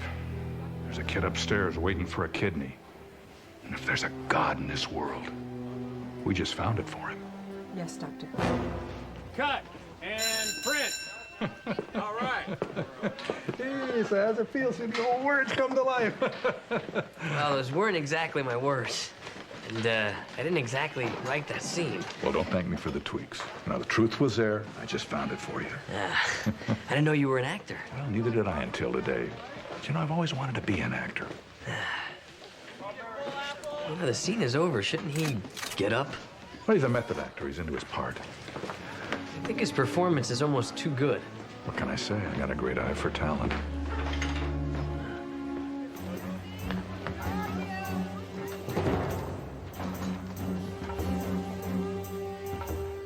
Somebody call 911.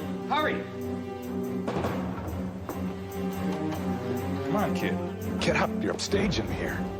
Let's go.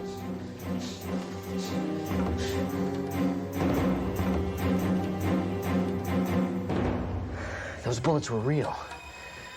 You killed him.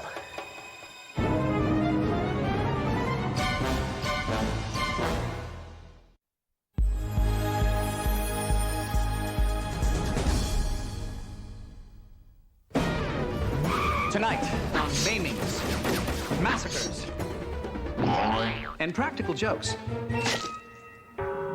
A special chilling report. Homicide in prime time. Right now, you're probably sitting at home, expecting to be entertained, diverted from the stresses and irritations of everyday life. It's your time to kick back and relax. But for the people who work in this medium, this is no time to relax. No time to let down their guard. Not when violent death can strike any time, anywhere, at any network. In just this last week, one of the world's most celebrated magicians attempting a daring feat of legerdemain right before our live cameras. Result, live TV, dead magician. Derek Shaw, the lead actor in the new Jackson Burley series, Dr. Danger, a young man on the fast track to stardom, took the fast track to oblivion instead. As did the ill-fated Dr. Danger itself. Right here, on the very first day of production, an actor dies along with the show. Both killed, ironically, by the show's own producer star, Jackson Burley. For the viewer, television can give a sense of comfort and reassurance. We watch as families resolve every conflict, police solve every crime, good triumphs over evil, and for every difficult question, there is always one perfect answer. But for the producers who work in television, there is no answer to the question they're all asking. Who is next?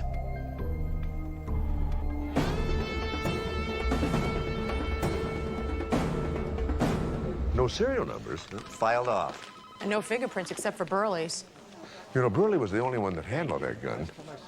What about the whatchamacallit guy? The prop man? Yeah. He claims he's never seen it before.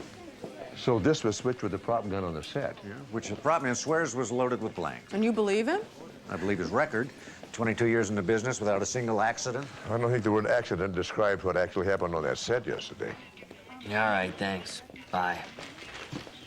Bad news? NBC made it official. Dr. Danger is DOA. Along with your television writing career. I can't believe how unlucky one show can be. I don't think bad luck had anything to do with it. I don't know. Do you call two actors dying the same week on the same series a stroke of good fortune? I call it double murder. Morning, Pilgrims. What are you in such a good mood about? The wonderful deed you did for me. Exposing my publicist as a murderer and saboteur. Boy, you'd think with those skills she'd have been better at her job. Anyway, thanks to you, I'm alive today. Consider me thanked. I have to make rounds. Oh, boy, rounds, schedules, patience, the endless 24/7 world of medicine. Admit it, Mark. You're tired of the agonizing grind. Tired doesn't really describe what I'm feeling right now. What you need is a series. I don't want a series. To be the host of monthly medical specials on the Pox Network. Why not? I'm just not cut out for hosting. Oh, come on. Yes, you are. Look at you. You're avuncular. You're sage. You're blessed with a strong jawline. You're brimming with hostiness. You know, I don't think any legitimate physician would want to be associated with your trash. This is not trash. This is serious journalism. This is a public service. What's it called? Fatal facelifts. When plastic surgery goes wrong, wrong, wrong. Amanda. I got this dynamite project in the pipeline. Are you ready? Celebrity autopsies. Steve. I'm thinking of replacing the host of Red Asphalt.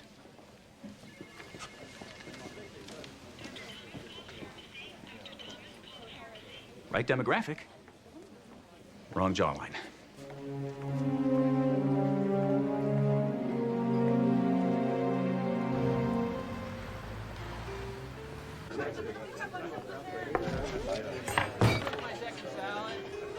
Luann, I love your show, Luann.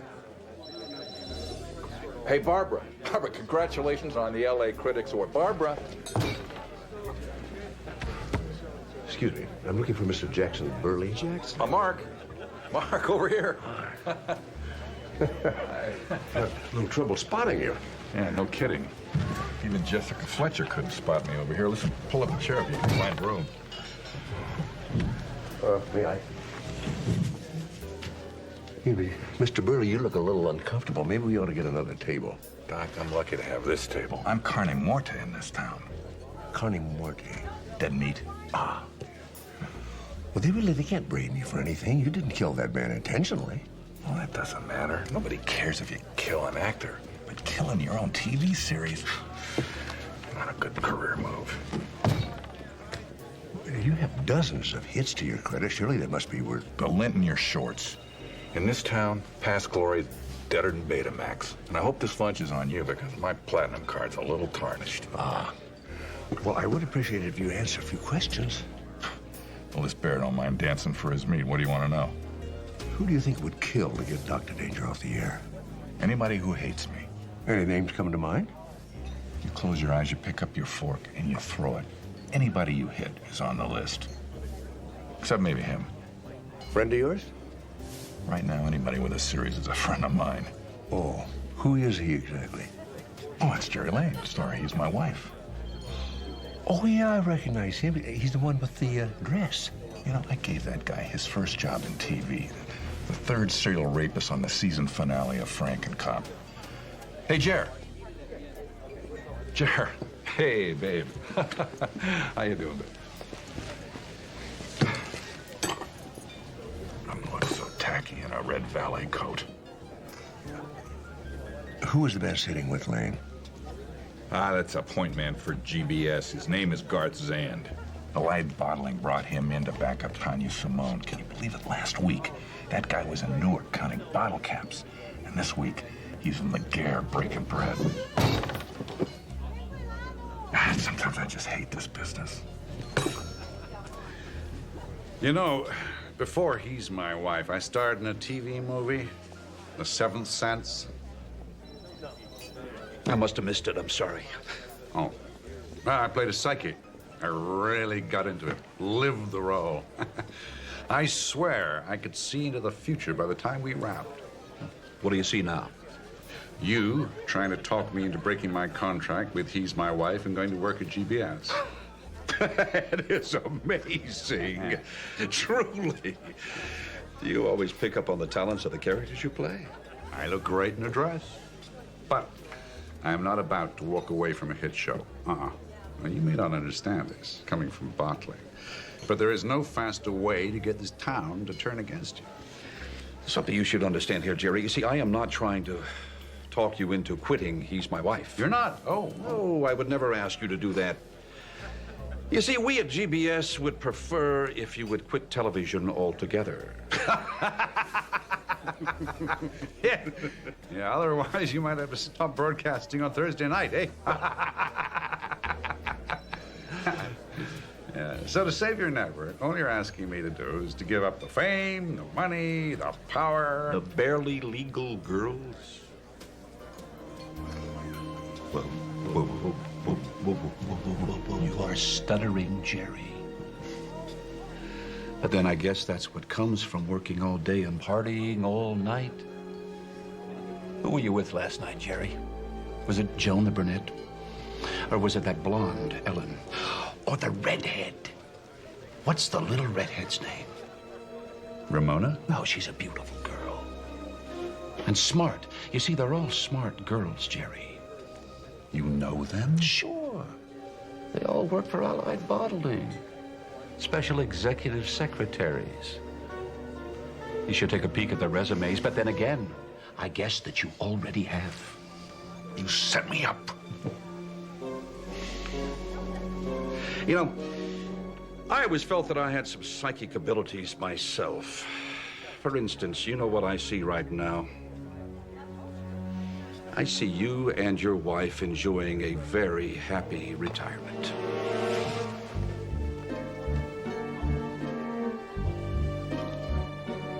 Starting today, Jerry.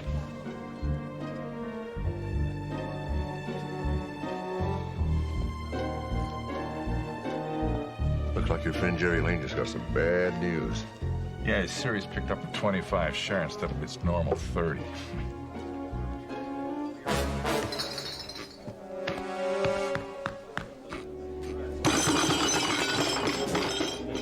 Art or something? Can you speak? Turn around.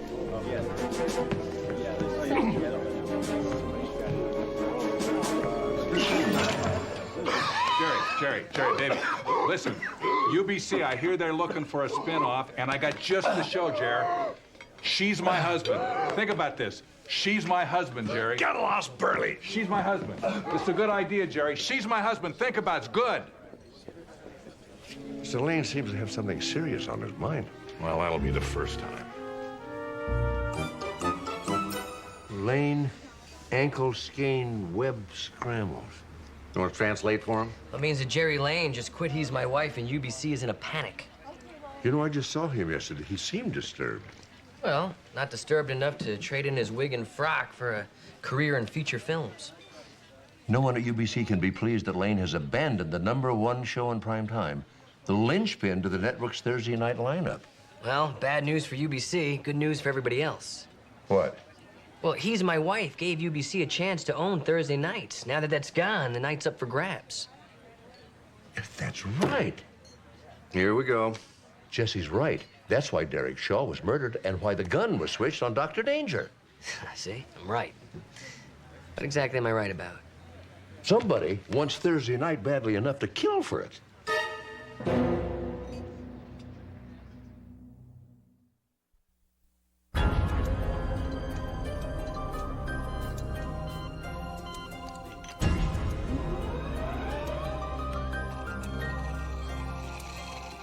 Surgeons, the elite of the medical profession, experts with scalpel, saw, and drill. We trust them with our lives and hope they know what they're doing. Unfortunately, sometimes hope and trust clash with grim reality. And the patient pays the price when operations go bad. Wow. That is an all-new low for television. Even for Kent Bodine. Tonight's episode, lethal liposuction. A teenager pays the price when her thighs collapse. Disgusting. Where did you get this? Kent Bodine sent it to me. He wants me to be his technical advisor. Well, I have a piece of advice for Mr. Bodine. How about that? Okay. Put it over here in the corner, guys, if you will. What's that? This is the Thursday night primetime schedule. They say the most watched night in television. And the most lucrative, millions of dollars spent on ads every minute. Along with a life or two. Yeah, starting with The Masked Magician. And then NBC put Dr. Danger on the schedule. Which was taken right off after Derek Shaw's murder. And after Mark caught the masked magician's killer on national television, NBC brought Dr. Danger back to life. Starring Jackson Burley, who shot a day play for his first day of production. Goodbye, Dr. Danger. Which left He's My Wife on UBC as the highest rated show on television. Except the star opted for a sudden and unexpected retirement. That's right. Now, we all looking at the same thing here. Yeah, GBS's lineup is still intact. Allied Bottling will be glad to hear that. Allied Bottling? Yeah, Allied just bought a controlling stake in GBS. Here, take a look. Wow. The term multiple indictments was invented for these people. Multiple indictments, but not a single conviction. Sounds like Allied hired the right attorneys. Yeah, or intimidated the right people. Every time there's a trial, the witnesses suddenly tend to recant their testimony or vanish. Garzan is right in the middle of it, too. His name is on every lawsuit and every indictment in here. There was a driver strike in '94, and there was an unfriendly takeover of Burroughs Bottling in '95. Mr. Zam must be some kind of a super corporate hatchet man. Who just happened to have had lunch with Jerry Lane the day before he quit his job. Well, that could be a coincidence. Or it could be something else. And only Jerry Lane would know what. You know, Lane and Garzan.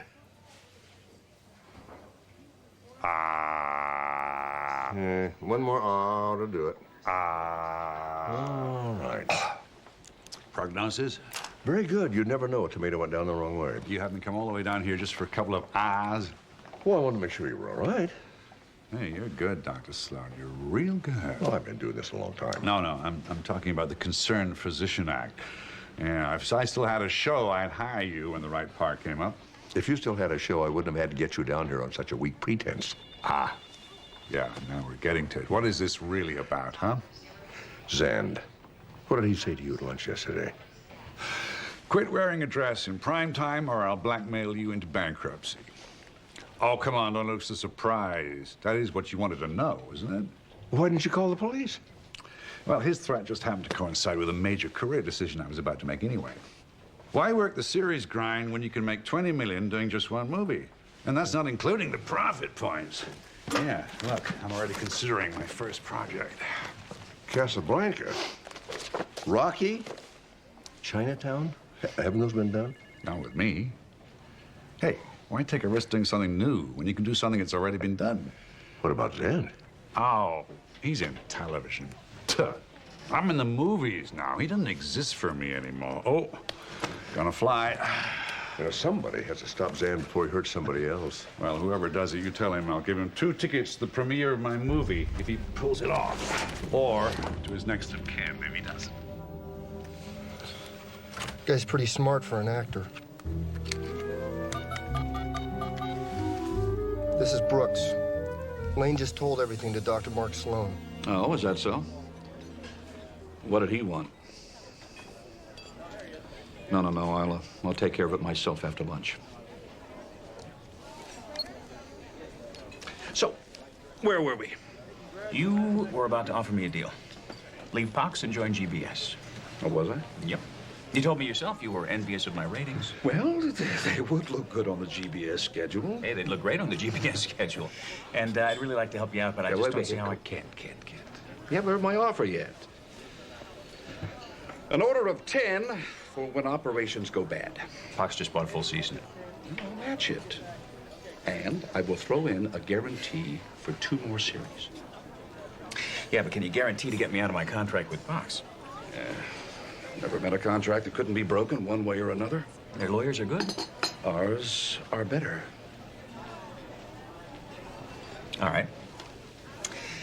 Let's say we can make a deal. Where would you put me? Lead-off slot Wednesday. Against Cincinnati Law on Pox and SFPD on NBC, my audience share would be like -1. Ellen, you pick your slot. Any night of the week. Garth, don't take this the wrong way, but any slot's the death slot on GBS. I really just, I don't see how we can make this work.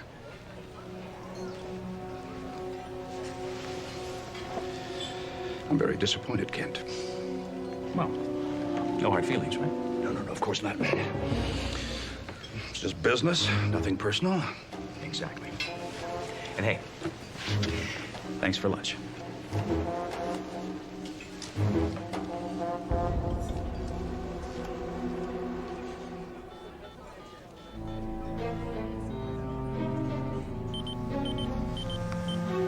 Take a break. Now.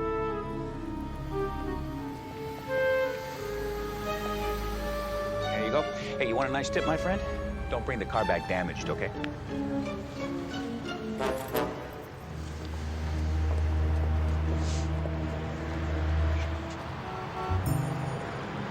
Above the line, below the line, or just in line? Pardon?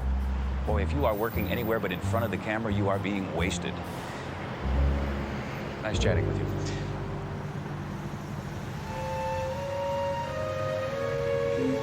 Is that a scratch on the hood? Oh, man, brand new car, they bring it back damaged.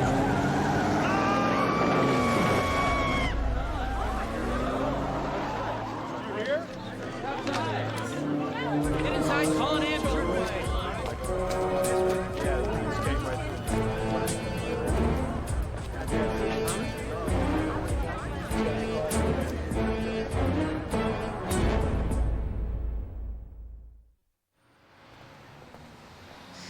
There's got to be some way to get to Zan. Well, if there is, I don't see it. Jerry Lane won't talk.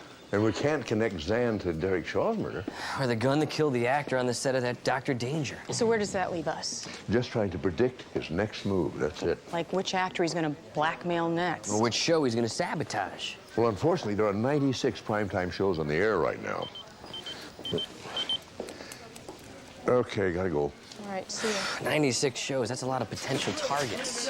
Which just narrowed down a bit. What do you got? Dope male, mid-40s. No way. I'm a key demo, mid-30s. Severe body trauma, possible internal injuries. We immobilize his neck, started an IV, D5W. Okay, and my count. 1, 2, 3. Pressure once in over 70, pulse 80. Linotype and cross, 2 units, whole blood. What happened? Got hit with my own car. Can't believe it. Probably ruined the front end. Well, cheer up. At least you've got another segment now for Red Asphalt. Here's a doctor now. I'll get back to you. How's Bodine? Doesn't look like anything serious. He's more worried about his car than anything else. I'll be relieved to hear we found it in an alley 6 blocks away, wiped clean. Any lead on the valet? No, only that he signed on this morning using a phony name. And he made sure he was the only one on duty when Kent asked for his car. Efficient and professional, just exactly the kind of operation Garsan put together. But why get rid of Kent Bodine? One word, ratings. Dr. Sloan? Yes, hello. No, I'm free. 8 o'clock, that'll be fine. Yes, thank you. That was Zan. What? Inviting me to dinner. Well, you want to take a piece? You have anything larger? Forget about that overpriced, oversauced junk that they serve at Laguerre. This is real food. GBS Jetstream just flew that in from Manhattan. So go ahead. Give it a taste. Very good. Little old guy from Okayama prepared that at a private club down on 5th Avenue. You hit town, I'll take you down there. I appreciate the invitation, thank you. And I appreciate Dr. Mark Sloan. In between saving lives, he solves murders. That's a real double threat. Well, so are you, Mr. Zan. In between running a network, you solve problems. Like Kent Bodine and Jerry Lane? Well, maybe you could solve a problem for me. See, I got a development budget that the Pentagon would envy if you got an idea for a TV series. I can't help you there. I haven't a clue as to what makes a good television show, especially these days. Maybe you could sell me something else. Your goodwill, for instance? Not available. Even if the transaction involved a corner office and unlimited access to our jet stream? You know, Mr. Zan, there's no place I really want to go. I am happy being right here, just doing what I do. I see. You get everything you need from saving lives, huh? Yes, I do. That and solving murders. I understand. I'm very happy with my job, too. More, fugu. Fugu as in poison pufferfish fugu? Nothing beats it for flavor and charm. Or lethal respiratory paralysis if it's not prepared correctly. Come on. What's life without a little risk, huh? Old age. Hey, Doc. You get back to Community General, say hello to Kent Bodine for me, will you?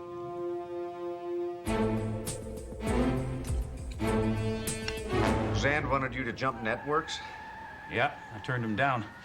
Next thing I know, I'm staring at the roof of an ambulance. Did he threaten you in any way? Well, no, not in so many words, but hey, come on. I say no to Zand. 10 minutes later, I got a tire tread across my chest. Will you testify to that in court? Yeah, sure. Right after I get done changing careers. Get serious. Don't you want to help stop the guy? Not as much as I want to keep paying alimony to my 3 ex-wives. Okay, get in tight. Hey, get out of here! Get these people out of here! Let's go. Security! Somebody! Come on, just this do is a a shot. private room! Who needs a minute? Sir? Jackals. Carrion eaters. Bottom feeders. Hey, wait a minute. Those bottom feeders look familiar. They should, considering you pay their salaries. That was a crew from Maming's Massacres and Practical Jokes. Well, what are you doing standing there? Get him back in here, will you? Hey, fellas! Fellas, come on back! Come on back! Nurse, can I get a nurse in here? Oh. How'd the interview with Kent Bodine go? No better than your dinner with Garth Zand. He refused to testify? Yeah, which really doesn't matter, considering there's no evidence to corroborate his testimony. You're telling me that Zand's going to get away with 2 murders? You said it yourself, Dad. Zand is efficient and professional. And reckless. Well, what do you call a man who eats fugu? Lucky if he's still breathing. Well, I think it's about time his luck changed. Dad, right now with what we've got, there's not a whole lot we can do. Well, it depends. On what? how creative we are. Ah, steak tartare for lunch. A nice choice. What'd you like a 29 share for dessert? Well, you want to schedule a pitch? You talk to Tanya. Not a pitch. It's a question. Who wears red, breaks into your living room, and carries a Glock 9? If your kids are in trouble, he'll be there with 8 vicious reindeer as backup. Santa Claus. Sergeant Santa Claus, a Christmas hero. He's making a list. He's checking it twice. Pray you're not on it. Very interesting, but you go over to... Hey, what is that? Hey, pal. Hey, I didn't order that. Compliments of the house. Whoa! Well, doves are a dime a flock, but a good martini in this town, rare as a hit series. Ah, the amazing Arturo at your service. Oh, gee, let me guess. You got a magic show to pitch. No mass, no controversy, and no dead bodies. And no audience. You got nothing to promote, Jocko. Oh, but you haven't seen my lovely assistant.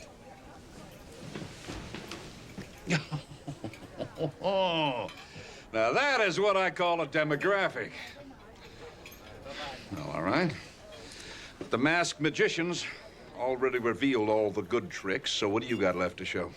I can make her clothes disappear. All right. I'll drink to that.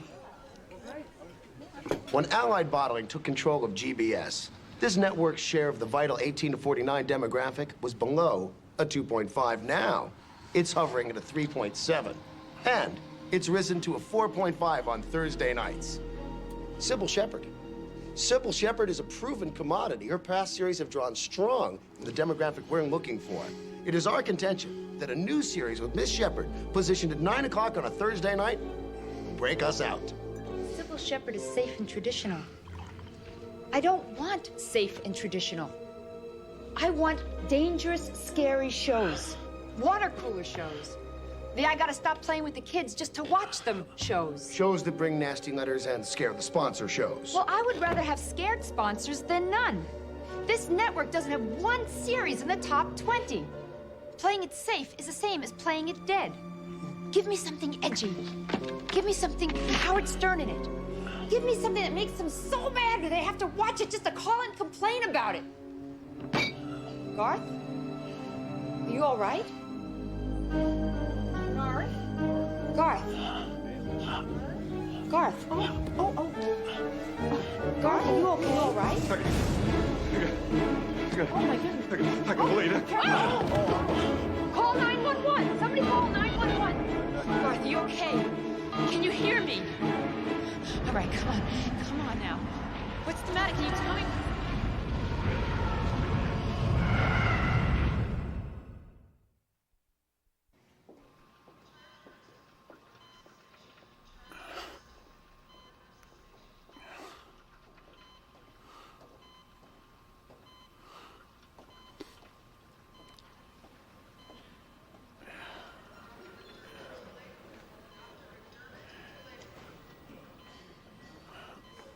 Vital signs are stable. How's Mr. Thomas's level of consciousness?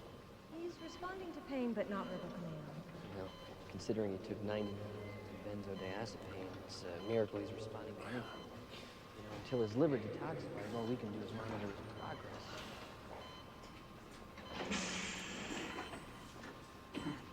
What the hell? Whoa, Suzanne! You had us nervous. We thought your heart stopped. Let me reattach these leads. No, get over. You're not attaching anything to me. Whoa. Where's my clothes? I'm going. You're going nowhere. You're going to stay right in that bed. What the hell am I doing here? Your EKG shows a pattern consistent with myocardial infarction. Wait a minute, EKG. Something's wrong with my heart? You had a heart attack.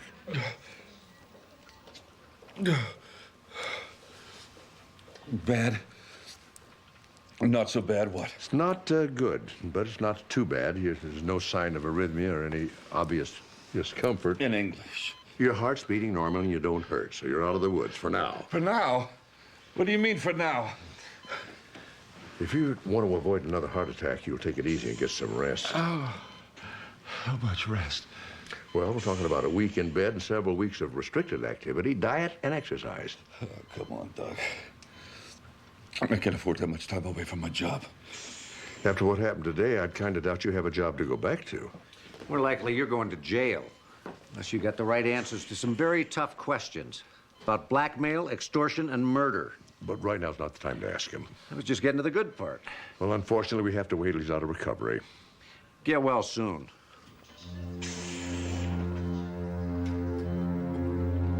What was that all about? Jerry Lane. I just assumed that's what caused the heart attack. What? Oh. He's all over the news. I'll let him speak for himself. The former star of He's My Wife accused Garth Zand, GBS's vice president of West Coast operations, of forcing him to quit the series. In a prepared statement, GBS denied any knowledge of Zand's actions.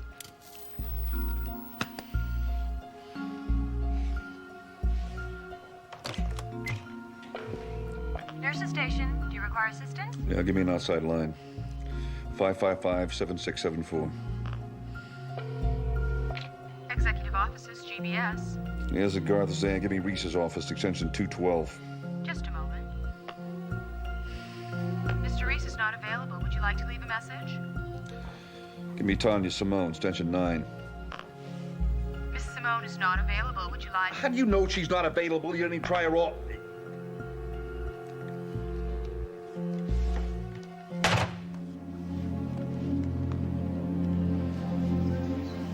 No, the answer's no. No pressure on Zand, not with an interrogation, not now. Look, it's been half a day. It's still too early, Steve. He's not ready. I'm sorry. Look, Dad, we haven't got a whole lot of time here. What happens if GBS gets involved in this? Well, I imagine Mr. Zand's asking himself the same question. Hey. Listen, I treat you to a gourmet meal and you repay me with this? Well, I see the patient's mood hasn't improved any. How about his vital sign? Stable. And Dr. Tyson from cardiology had a look at him. You recommend a heart cath? Not yet. All right, if there's no change in the next 36 hours, transfer him to a telemetry bed. You know, you really should give acting a chance, Doc. If I didn't know you better, I'd swear that you were concerned with my health. Well, I am. But not just because you had a heart attack. I'm not following. You and I both know how efficient and ruthless your employers are at handling problems. I say right now, you're the biggest problem they got.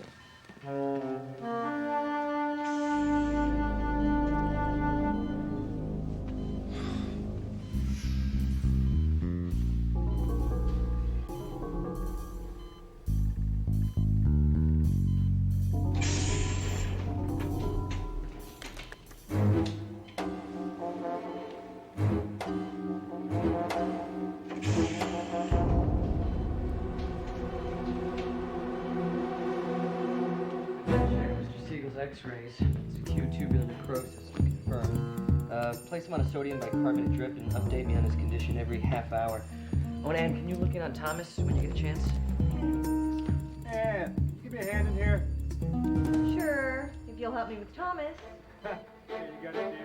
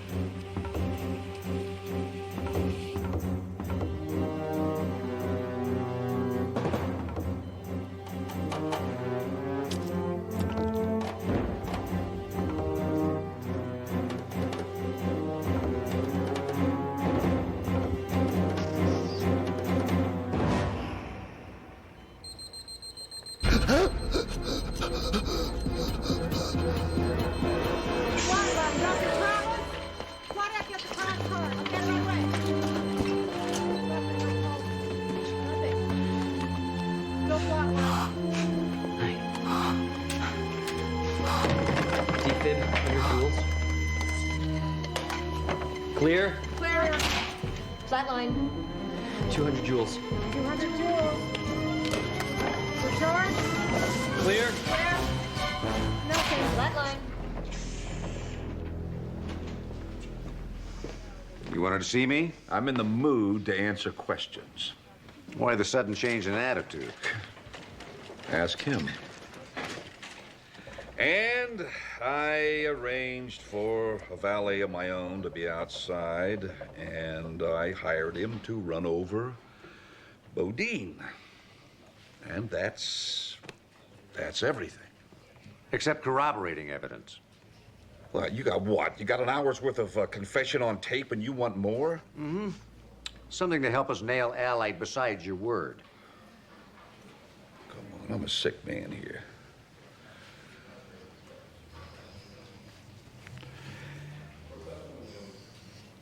All right. I got a safety deposit box over at EMI Trust. It's got copies of Reese's, memos, email, computer disks, everything that you need. Thanks. The district attorney will be in touch. Hey, we're talking witness protection and immunity here, right? Don't worry, you're protected. And you'll get limited immunity. The kind you get when 2 premeditated murders are involved. Hey, I am a hired hand here. Now, Reese and all those guys over at Allied, Don't worry about them. This is one time the indictments will stick. Thanks to you.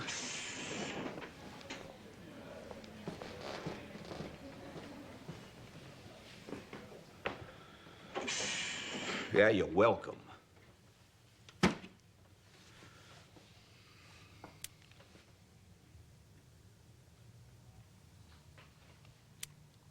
Oh, come on. Hey.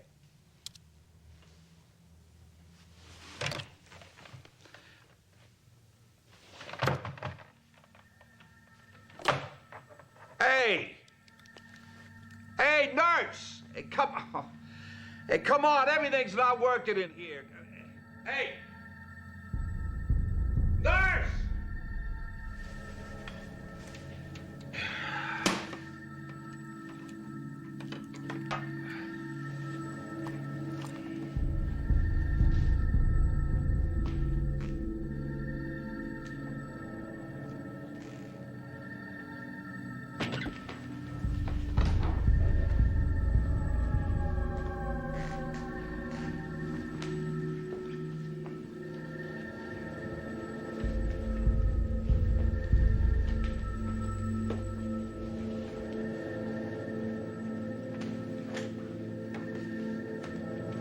Hey! Come on, where is everybody?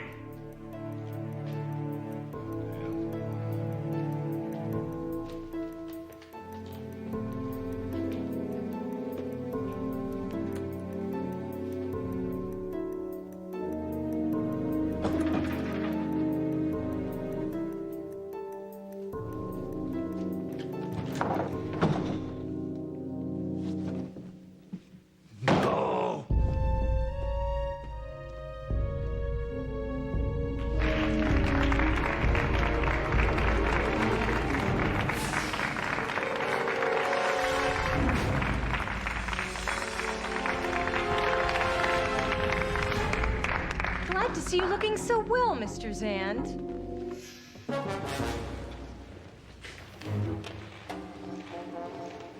Your prognosis is good. For 20 years in Folsom. Welcome to the wrap party. Piece of cake? All I want to know is how you pulled it off. With a little help from his friends. Starting with Laguerre yesterday. And about 10 milligrams of diazepam in your drink. And if you want that in English, that's a good old-fashioned Mickey. You know, it took several hours for that sedative to work its way through your system. And then when the emergency call came from GBS, we had alerted Central Dispatch to make sure that the right team of EMT showed up here, of course. Our team. And they brought you down to the Dr. Danger set. Which Mr. Burley so graciously lent us. Along with a little technical assistance. More like a live video feed for our phony newscast over there. And a live audio feed for the phone call you made. Nurses Station, do you require assistance?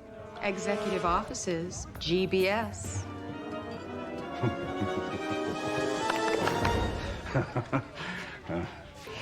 Very clever, Dr. Sloan, very clever. Much more elaborate than anything I could have cooked up.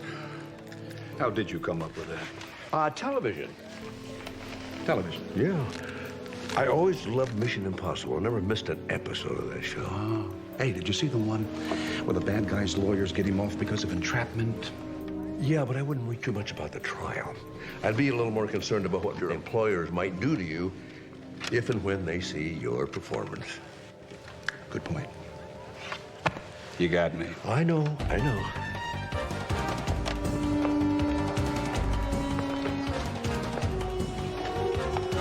You know, I think there's a series in this, Mark. Oh, please. Now he's going to start up with this again now.